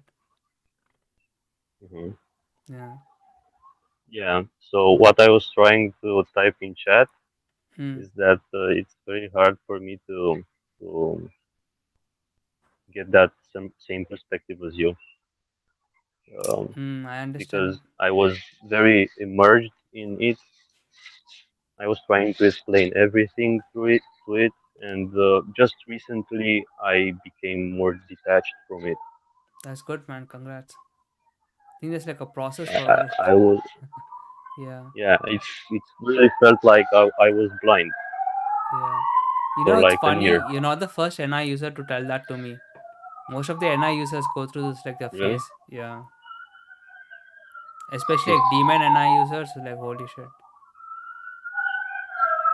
They kind of like Yeah. get blinded by OPS. There are still people who are like super into OPS, and it's like, bro, you know. Also, the thing is, they try to explain everything using OPS, like culture, biology, science. You know, Yeah. like. But I don't use I was. OPS. I'm sorry, go on. Mhm. Sorry, I was just going to say that I was trying to correlate everything to OPS, like Yeah, everything. yeah, yeah. Not really that consistent when you put everything into the equation. Yeah. Hmm.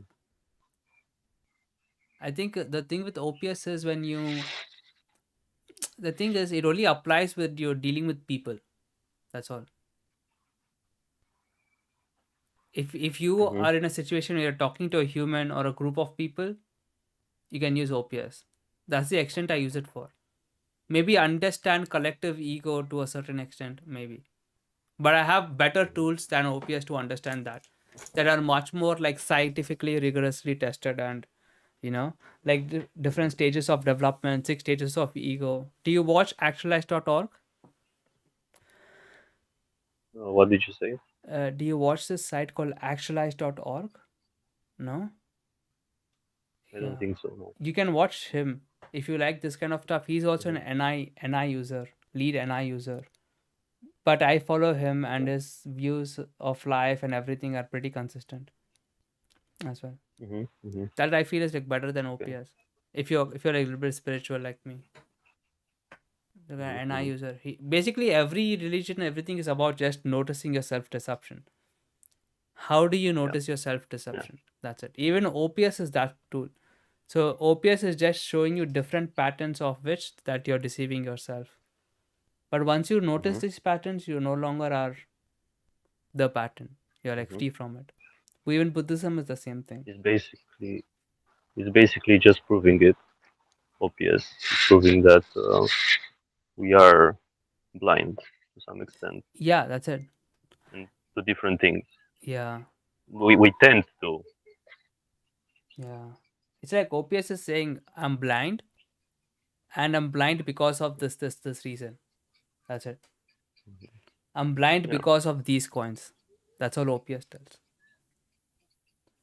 Beyond Hmm. that, it's like, I feel it's too much. Beyond that, if you're like building a theory on top of something you don't even know for yourself, what's the point? It's just mental Hmm. Yeah. masturbation after that point. Yeah. Yeah. I think Dave and Shan like probably are better at making it. Yeah. But what do you do now then? So how do you spend your time if you're not consuming OPS? Oh, I'm consuming OPS, Oh, you still but nice. yeah, but not so much. Okay, okay. So I discovered a really cool library, and I just go there Oh, really? because yeah. So I don't want to stay home Mm-hmm. because I will get unmotivated. So I will go out. Um, and at 8 a.m. I'm at the library, and I try to read because it's a really important thing to do if you want to Yeah. develop vocabulary and um, Wow, to man. That's amazing. get better and express yourself. Yeah. So I just try to read, get more information, um, and not get stuck with anything basically like I did with OPS. Mm. So I'm really trying to do that. Don't And worry, you'll get stuck in many, many things. The only question is, can you take yourself out of that place, I think. mhm. So now I think I can Yeah, because that's I good, went man. through this phase with Yeah. OPS. Yeah. Be more cautious. To, Yeah. Yeah. mm. Like I think I have masculine NI savior. Mm-hmm. Not the first faction, but the second one. Mm-hmm. And it's like glue that sticks to everything. To the first thing that it sees, just sticks to that, and it's very powerful. So you have to pull it. That's interesting. I don't have that kind of Yeah. experience here. Maybe that's why it's easy for me to like do the any stuff. Yeah, I think NI and any like just Yeah. operate differently. Yeah. Mm. They do different stuff, but with the same thing. Like they Mm-hmm. use patterns, but they do they do very different stuff. Yeah. I think. No, I think so too. Any is basically just trying to find one pattern. Is trying to like simulate all the patterns that fits their SI Mhm. stacking.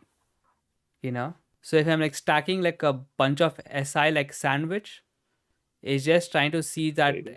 any is just generating lots of toothpicks and see which one like fits the Mhm. sandwich and goes through.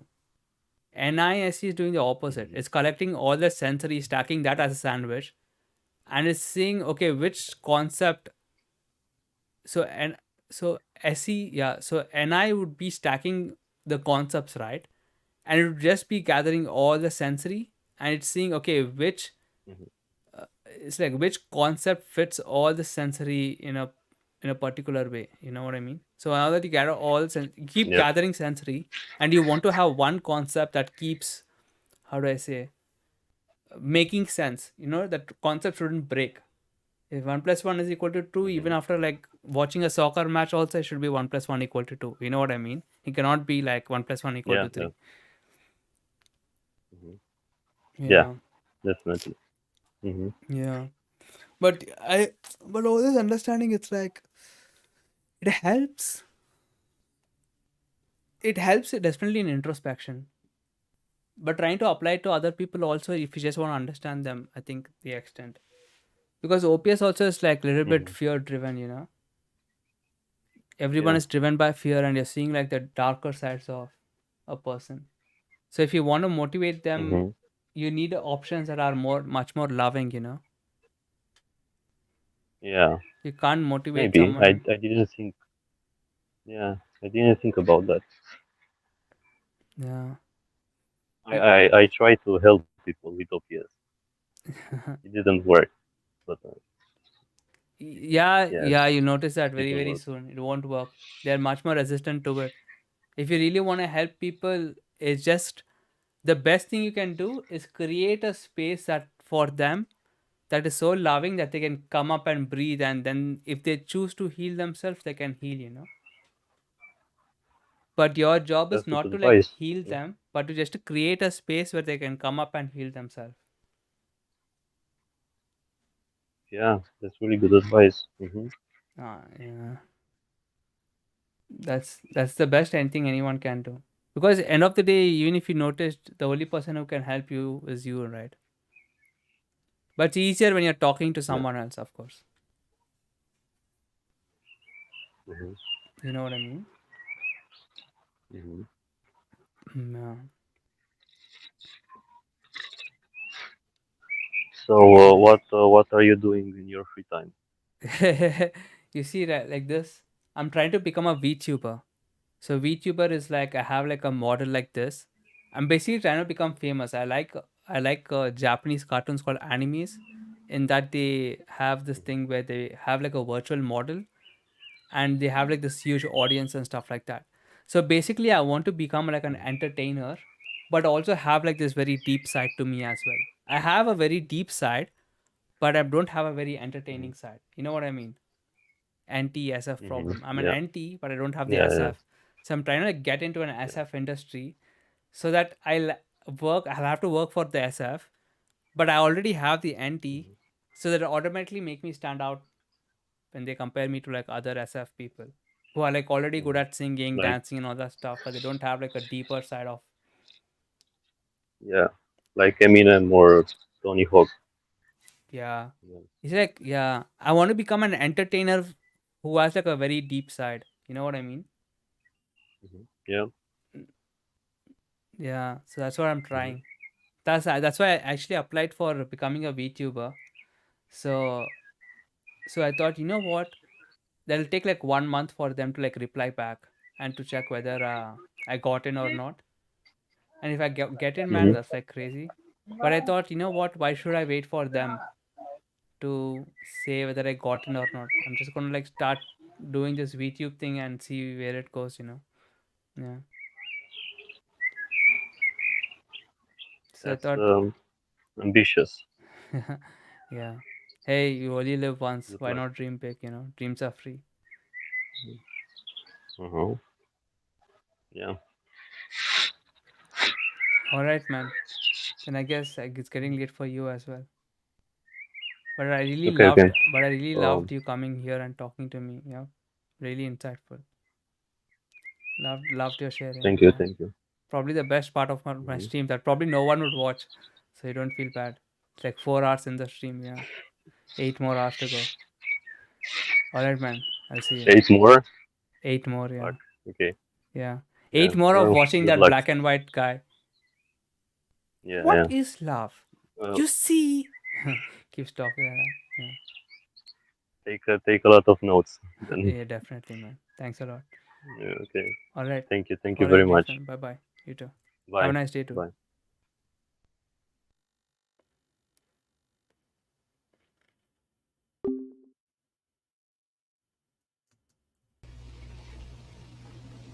Please, these are all questions that are really have to be answered not by words, but by actual direct perception and discovery. And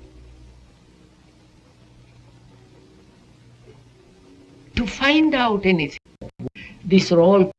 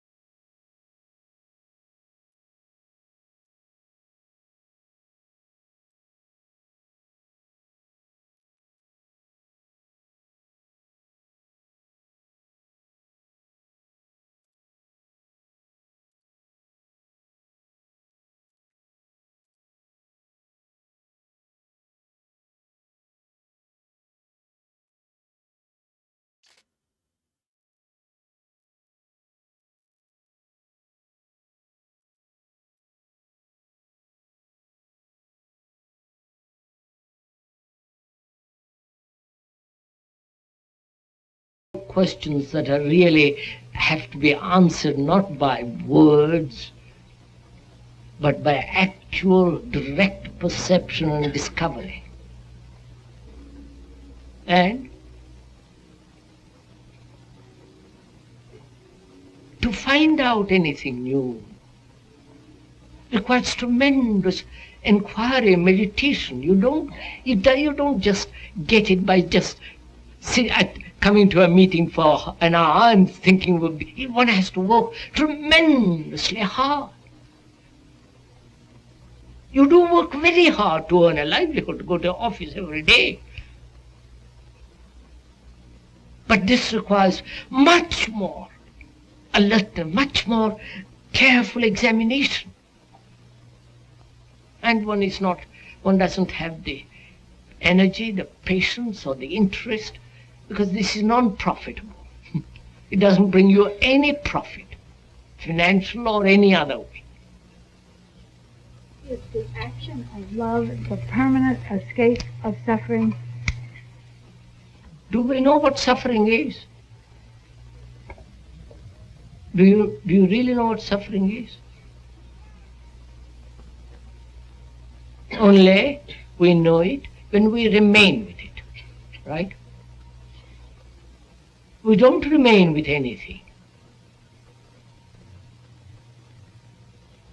Oh Lord, do we?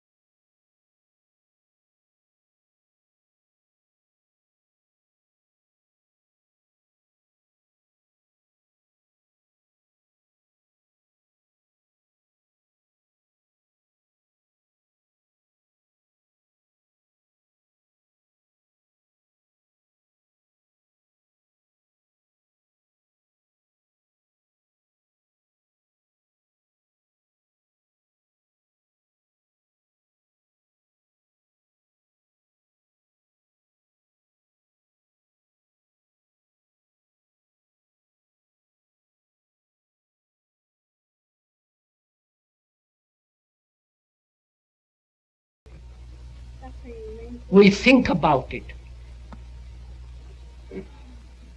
Let us take the question of suffering.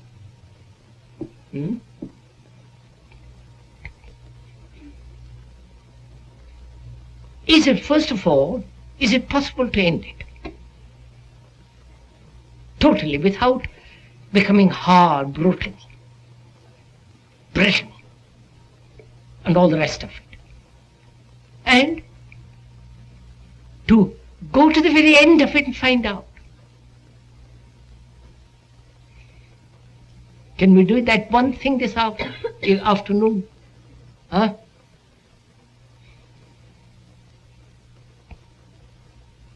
Shall we?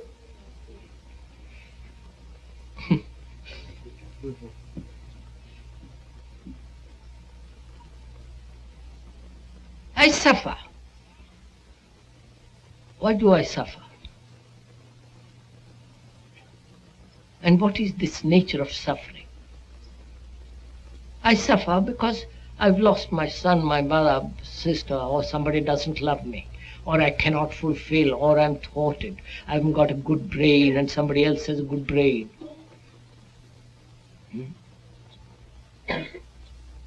And I know what it means to suffer. In suffering there is a great deal of self-pity.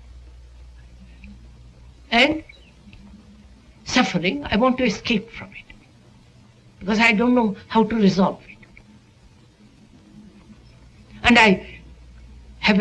And so I have a network of escapes. Now, can I stop from escaping? And it's very difficult because escaping is so subtle. I can escape by turning on the radio, a magazine, talking to somebody, and so on, but the thing remains. And I don't want to get in touch with it. It's too painful, too agonizing. I push it away.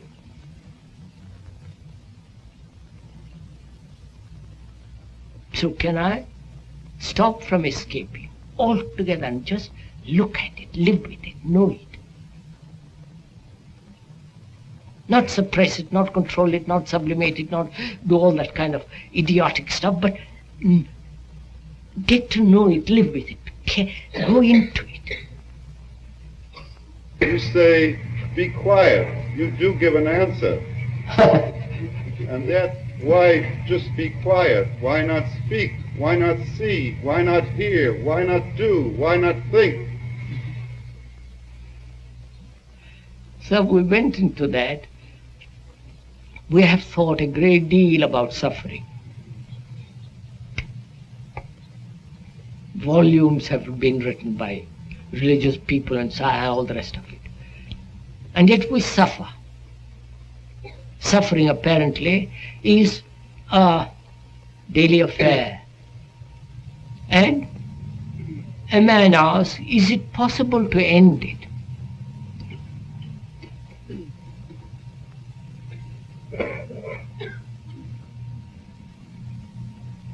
And when it says, please tell me how to end it, then is that thinking? Is that examining? Or you're merely wanting a result which will be greatly pleasurable. When the suffering ends, obviously you think it'll be tremendous pleasure, there'll be great pleasure. So one follows the method in order to have that pleasure. But there is no understanding of suffering. And so, when there is no understanding of suffering, it comes in another form. So what we are trying to do is to find out for oneself whether it is possible to end this thing that we call suffering. It's like a beautiful inquiry. Plus, what is the nature of suffering?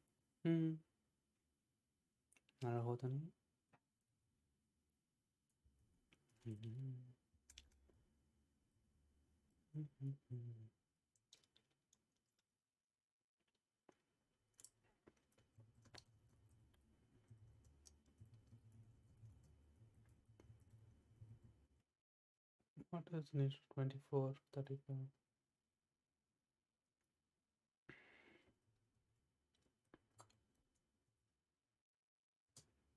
in which is involved self-pity, loneliness, all that. People are like In lost. order to understand suffering? Is it necessary to suffer in order to understand? In order to understand? I think Christianity has made suffering into something holy. By suffering, we say we're going to, reach heaven. I think a mind that suffers is the most stupid mind.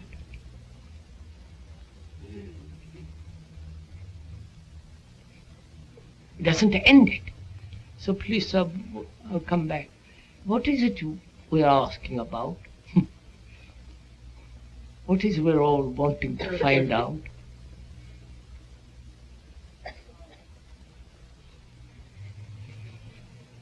What is the mind when it is not quiet?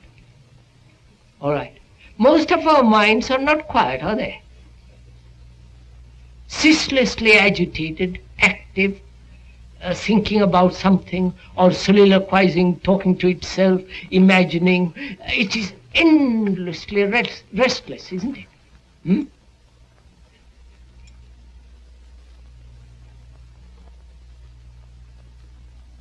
And how do we know any quiet when a mind is so restless? And it may be the nature of the mind never to be quiet. And why are we so restless? Especially modern world.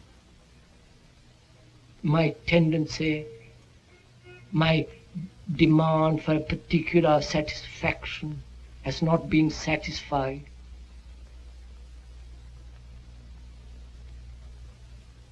And I'm always seeking something which will give me immense satisfaction, and I know there isn't any. So the restless mind may be the result of a neurological state, or restless because we haven't found an answer to anything.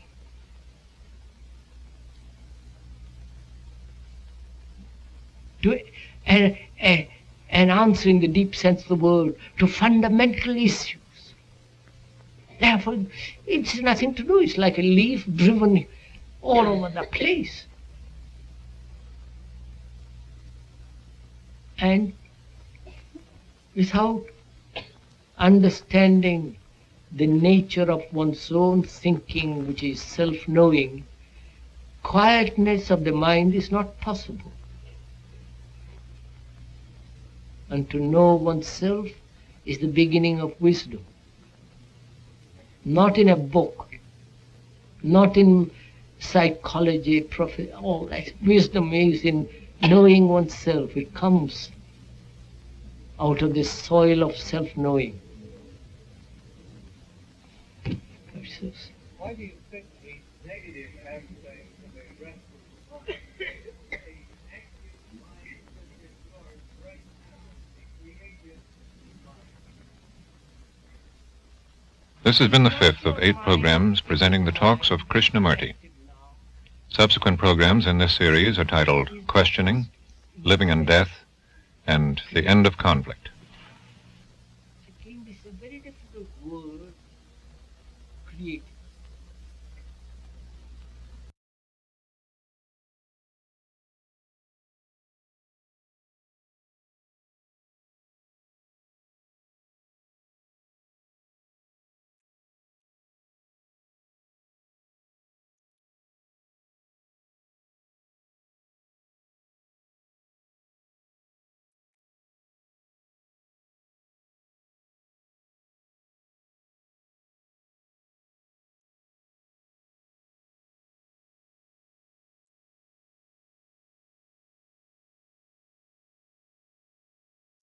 Man, it's like 1966. So you think that we ought not we must find the solutions to the problems in ourselves. Obviously, because you are the man who is going to suffer. You are the man who is going to exactly. You are the person who is going to have all the problems of life.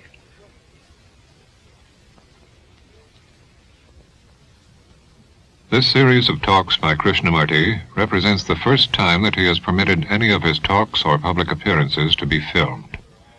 This program, titled Questioning, was filmed at the Thatcher School in the Ojai Valley in California. Too much of an introduction, as we saw him last week. I now present him to you, Mr. Krishnamurti.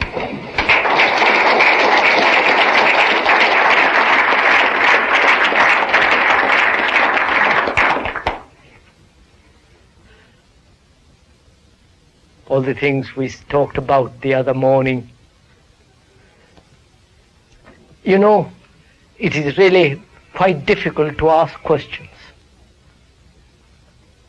And one must ask questions right through life. The more we ask, the greater the understanding between our souls and our life. And also, we should, I think, in all asking questions and in replying and understanding of that question, one should have a spot of skepticism. One can ask questions intellectually, argumentatively, to sharpen one's own brains at the expense of somebody else. So, I hope you'll ask lots of questions. But to ask a question, it must be the right question. A wrong question will inevitably have no answer at all. But a right question, in the very asking of it, unfolds the understanding of it. And to ask a right question needs a great deal of intelligence, a great sensitivity, and a comprehension of the immense complexity of life. Anybody can ask a question. That's the easiest thing to do. But to ask the right question and to go to the very end of that question, not verbally or intellectually or merely emotionally, but as a whole, as a total problem and a total issue. So I hope we can ask questions and see how far we can get together on that. There's probably a great hunger in India, as you said in your talk a couple of days ago. And I think I want to do something about it. And so I go to India, and I try to help the people, and I try to help them overcome their hunger and things of this nature. But is it really doing that much good? You're going or my going to India and helping a little bit here and there doesn't get anywhere. You might give food for half a dozen people. Do your best, but that's you can't. There are 470 million people, and doing a little bit there. It doesn't. I mean, I'm not laughing at it. I mean, it doesn't get anywhere. Now, what will solve the problem? What is the problem? Hunger. Hunger, lack of clothes, shelter, all that. Now, how is it going to be solved? Not by a particular nation. As you and I can't solve if we went India, we couldn't solve it. No sovereign government is going to solve this. No Indian government is going to solve it. They can pretend, and they do. So, what is preventing the solution of this problem is nationalism.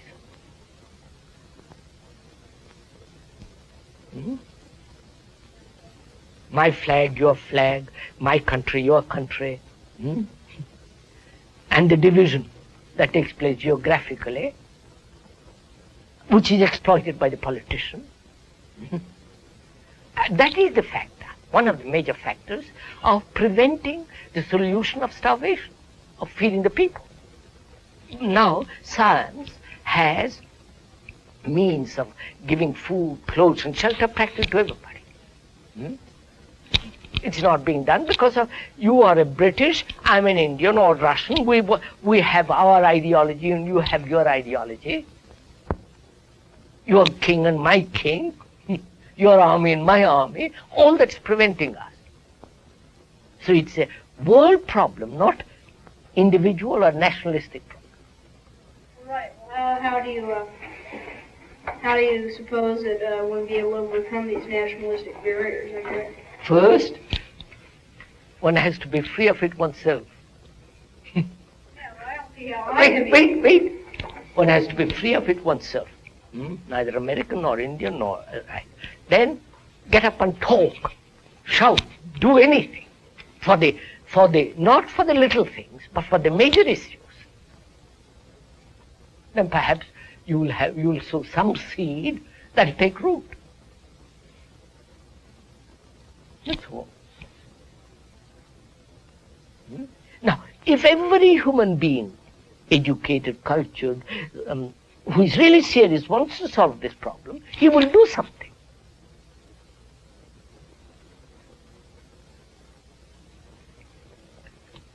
Like war. We have accepted war as the way of life. All man has, throughout centuries. And to stop war, difference is concerned with the whole process of living as a human being. Then perhaps we'll be able to solve this question of war. You spoke last week of man achieving a clarity of mind and a broader view of life. But it would seem to me that one could achieve this clarity of mind and a greater, deeper understanding of life if you were to try to attack a certain part of it and then see the result and therefore understand what happened more deeply and so that's increase this understanding. I understand. You mean there are these fragments, business, religious, political, science, and so on, fragments. Now, and you, by going through each fragment, you would understand the whole thing. Participation of in each fragment. Yes. Now, do you know what that implies? How long it would take for each person, for every individual to take each fragment and go through it, understand it? To me, it seemed to be impossible. Impossible, isn't it? Completely impossible. And therefore, they say, let us put all these fragments together. My God. Which again is impossible. You can't, by through fragment, make the whole. So, how do you then understand something totally? First of all, let's be clear, a fragment can never make the whole, right?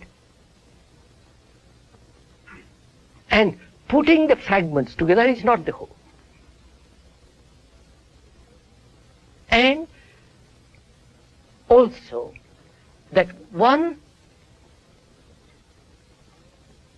it is not necessary to go through all these, right?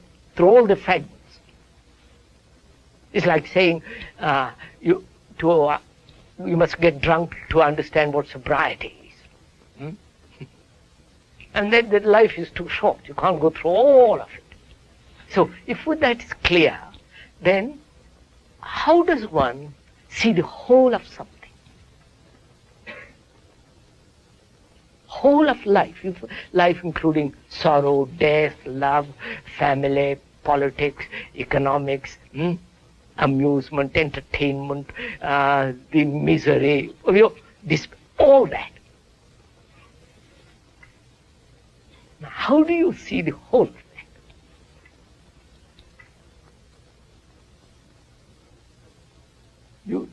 You go into it, so how do you see it? How would you, if that was a question, a serious question you have to tackle? Well, I would say that you couldn't. Wait. Moment you say you cannot or can, you're finished. You stop investigating. When you say I can't, you have blocked yourself. But you can understand more and more of it. Not by blocking yourself. Look, sir, if I say there is no God, I've blocked myself, haven't I? Or if I say there is God, I've blocked myself. But if I say I really don't know, let's find out. Then I have the energy to go into it. Right? Now, so don't let's say yes or no. Don't let's take sides about it. Now, how would you see the totality of something, of life? Get a grasp of, feeling of it, a touch of it, a smell of it. Well, as I said, by trying to take more and more of it and understand more and more of it. You have no time. I know, that's the problem. That's the problem, of course. You're saying that's what I said. That way. That's what I said at the beginning. Yes. I mean, if I take time, it'd be impossible. So now, eliminate time. You follow what we are doing? We are eliminating time, gradually, get it? We are also eliminating fragmentary approaches, right? And also we are eliminating the idea that when we put them all together, we'll get an understanding. You have approached this problem with the habitual tools, and you have eliminated those tools. Not because you are prejudiced against them, but you see that they won't answer. Now, when you have eliminated them because they do not answer, your mind is sharper, isn't it? If you're on the right track. Of course, you have eliminated them.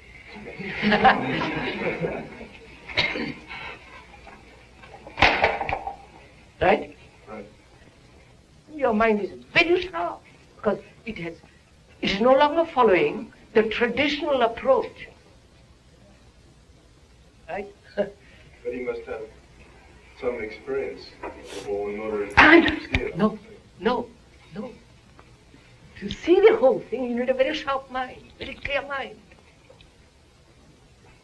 A mind that's not biased. A mind that says, this I like, this I don't like.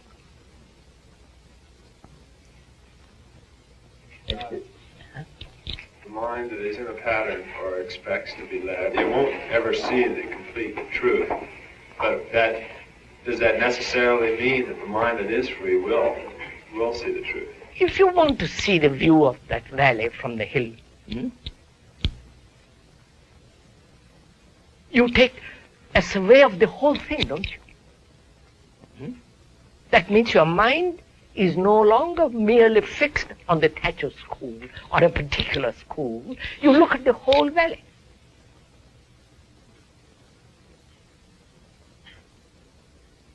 So here is a whole complex map of life. Business, all the rest of it. Very complex. And to understand the whole of that, you must be free to look. But you cannot look if you say, well, it must be, you can only look at it through a fragmentary approach. Therefore, we say, free the mind from fear. My God, guys, it's crazy. As long as there is fear, that fear will take shelter in a belief.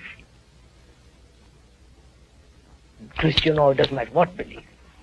Because fear demands comfort, security, hope, and all the rest of it. So, being afraid of something, death or something else, that fear must take shelter in something. Therefore, whether you believe in reincarnation or not, or some other belief, is the same. All beliefs are the same, because they're essentially born out of this fear.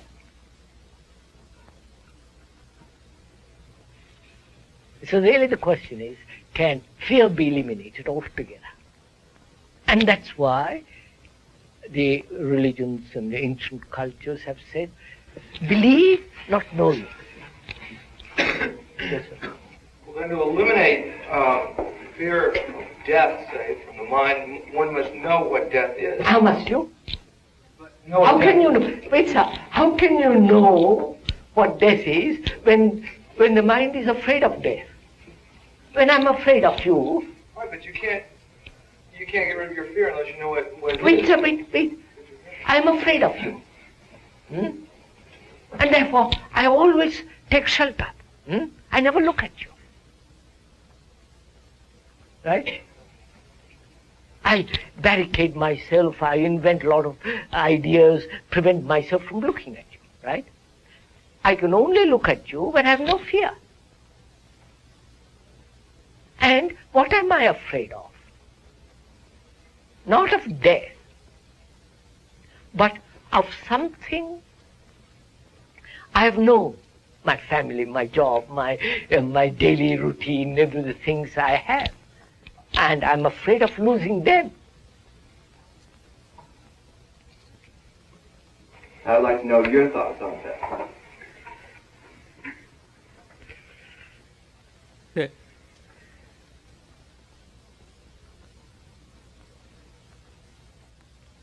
It's really quite a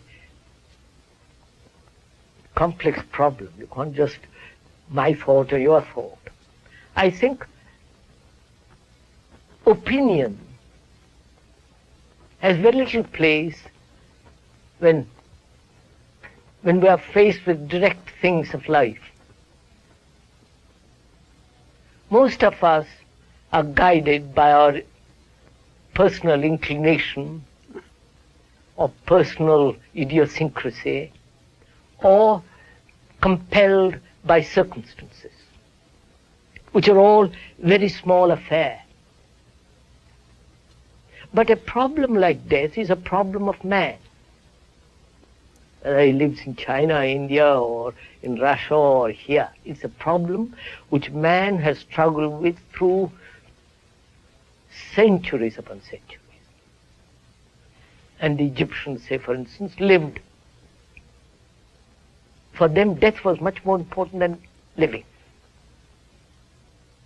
And there are whole communities right through the world, historically, and also when one has lived in a country like India, where culture is very, very ancient.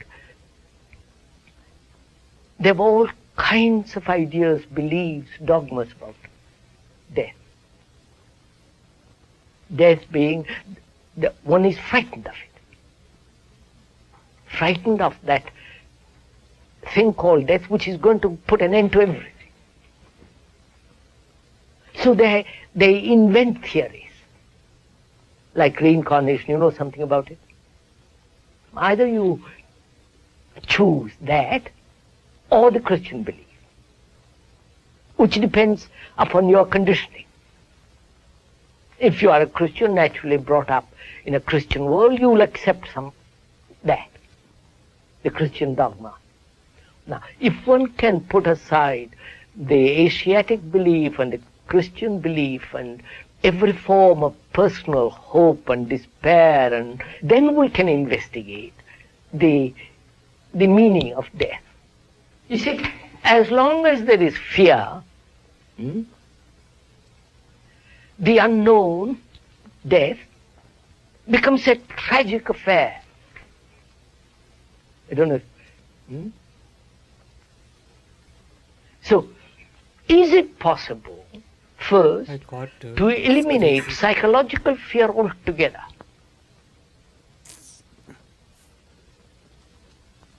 That's quite a, I won't go into all that. Unless that is done systematically, with clarity, without any arrière-pensée, without any holding back from this problem of fear, then one can go into this question of death very, very deeply. But otherwise you're caught in a rationalization, or in the whole of the Asian belief of reincarnation, or a Christian belief. Or you don't care. Okay.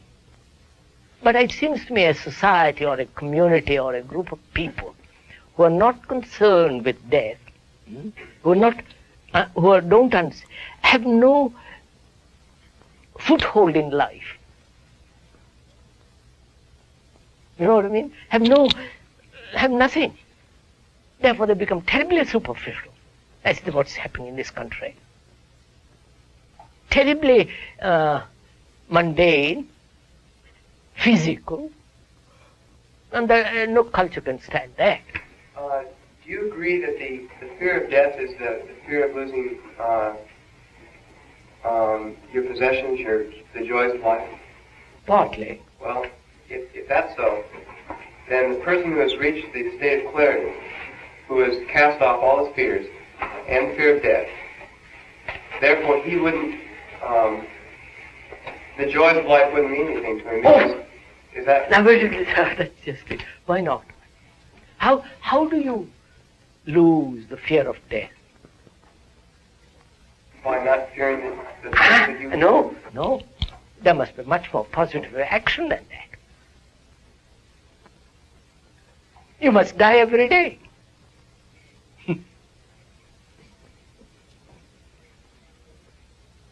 Die every day to the things that you call pleasure and pain, to the things which you have cherished, die. Otherwise, what? Look at her. What are you? A bundle of memories.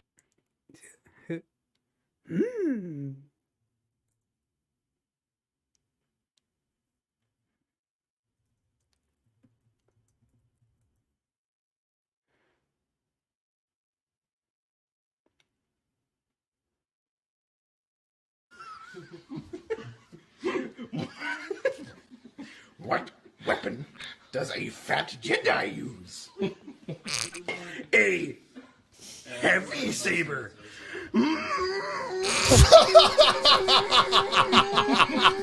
Funny.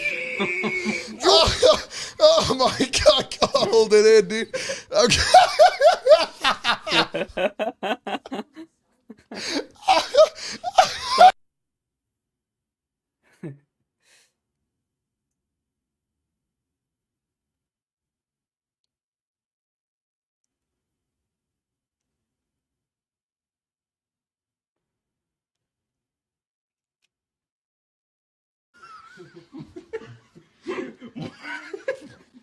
What weapon does a fat Jedi use? A heavy saber.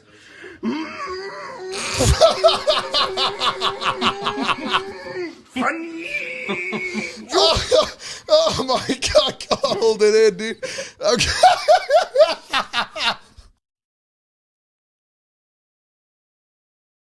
Memories, aren't you? Huh? Experience, knowledge, information, and that you carry on all the day along, all the years. And that bundle of memories keeps the mind very dull, stupid, not fresh. But if you say, well, I'll put away all my bundles, each day, your mind is extraordinarily alert. Yes, sir.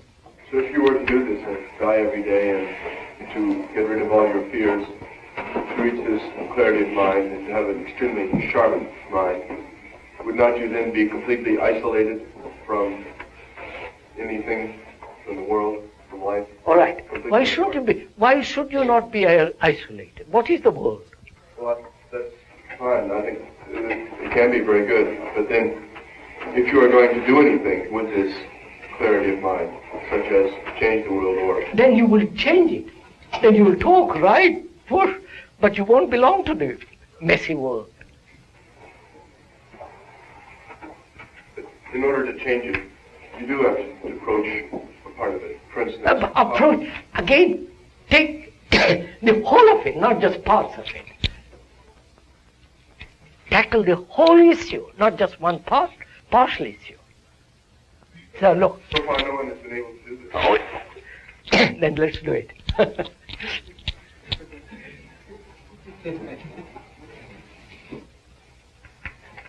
And you said that we have to approach everything with an open mind and we mustn't take any point of view. That if we get confused, we'll judge. Well, when you approach, say, what is life with an open mind, you'll start, and then you'll get one fragment you won't understand, and you'll question it, and then you'll become confused, and then you'll have to judge. Well, how are we supposed to do this without... First of all, they're contradictory informations. One propagandist says one thing, another propagandist says another. The priest says something, and the businessman, the military man, and the politician, everybody is contradicting the other, and you and people generally are the recipient of all that contradiction. Right? So what do you do? Well, you have to judge. No. You realize you are the result of all these contradictions. How can you judge when I'm... No, I suggest, first of all, is it possible not to be influenced at all? No, don't say no. You see, moment you say no, you've already taken a stand. Is it possible not to be influenced? Find that out. Yes. And that's very difficult because we are the result of 1,000 influences. Food, climate, and the culture in which you are born, and so on, so on. And we are the result of this terrific pressure and strains and influences. And I am that, you are that.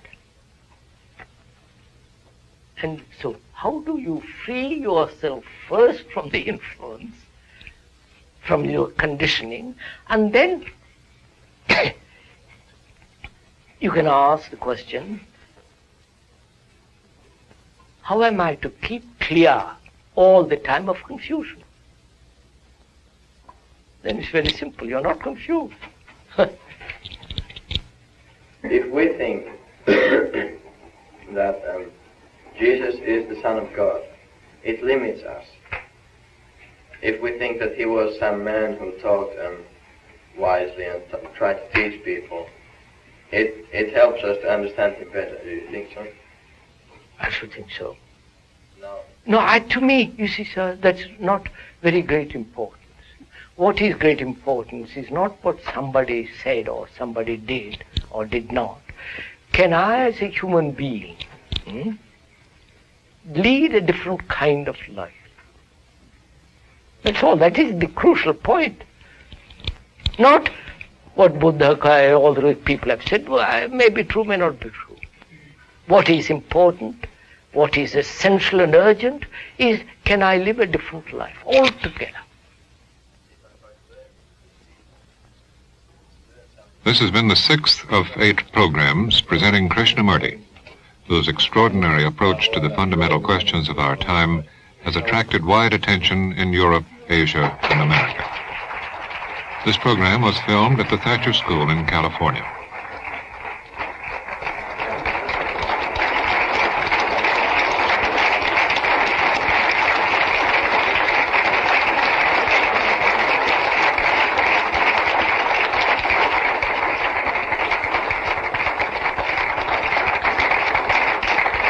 The concluding 2 programs in this series are called Living and Death the end of conflict.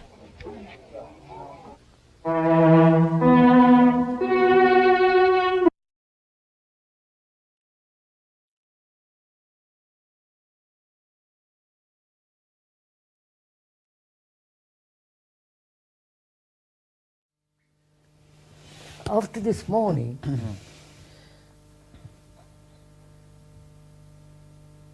as an outsider, you have left me completely empty, completely without any future, without any past, without any image. So where am I? That's right. Somebody said that was watching this morning, or one of the people around here said, how am I going to get out of bed in the morning? Oh, yes. No, I think that question of getting out of bed in the morning is fairly simple. Because I have to get up and do things. That's life demands that I act, not just stay in bed for the rest of my life. Mm-hmm. You see, I have been left as an outsider who is viewing all this, who is listening to all this, a sense of blank wall. Mm-hmm. A sense of, I understand what you have said because it's been made very clear to me. Mm-hmm. I have, at one glance, I have rejected all the systems, all the gurus, the Zen Buddhism, this meditation, that and so on. I've discarded all that because I've understood the meditator is the meditation. Mm-hmm.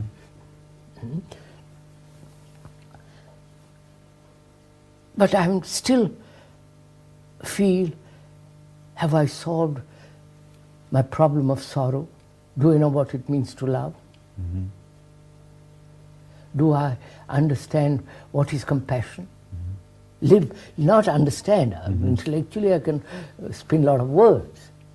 But at the end of all this, these dialogues, after discussing with you all, listening to you all, have I this sense of astonishing energy which is compassion. Yes, well, and end of my sorrow. Do I know what it means to love somebody, love human beings? Actually love. Actually. Not talk about it. No, that's all. I've gone beyond all that. And you haven't shown me what death is. Yes. I haven't understood a thing about death. You haven't talked to me about it. So there are these things we should cover before we finish this evening. A lot of ground to cover. Okay. Well, could we begin on the question of death? Yes. Let's begin on death. Now, the one point occurred to me. Now, we discussed in the morning, saying that we had come to the point where when we see the observer as the observed, then that is death, essentially, is what you said, right? Yes. Now, this raises a question, you know, if the self is nothing but an image, right? Then what is it that dies? You see, if the image dies, that's nothing, right? That's not death, right? No, that's right. So is there something real that dies? There is biological death. Yeah, but we're not discussing that at the moment. I mean, No. I mean, you were discussing some kind of death. I was when we were talking this morning, Yeah. I was trying to point out if there is no image at all, Yes. if there is no variety of images in my consciousness, I am dead. There is death. Well, that's the point that's not clear. What is it that has died? You see, death implies something has died. Died? The images have died. Me is dead. But is that something, is that a genuine death in the sense That's something- what I want to call. That's Yes. what I want to. Is it a verbal comprehension? Or, yes, or more deeply, is there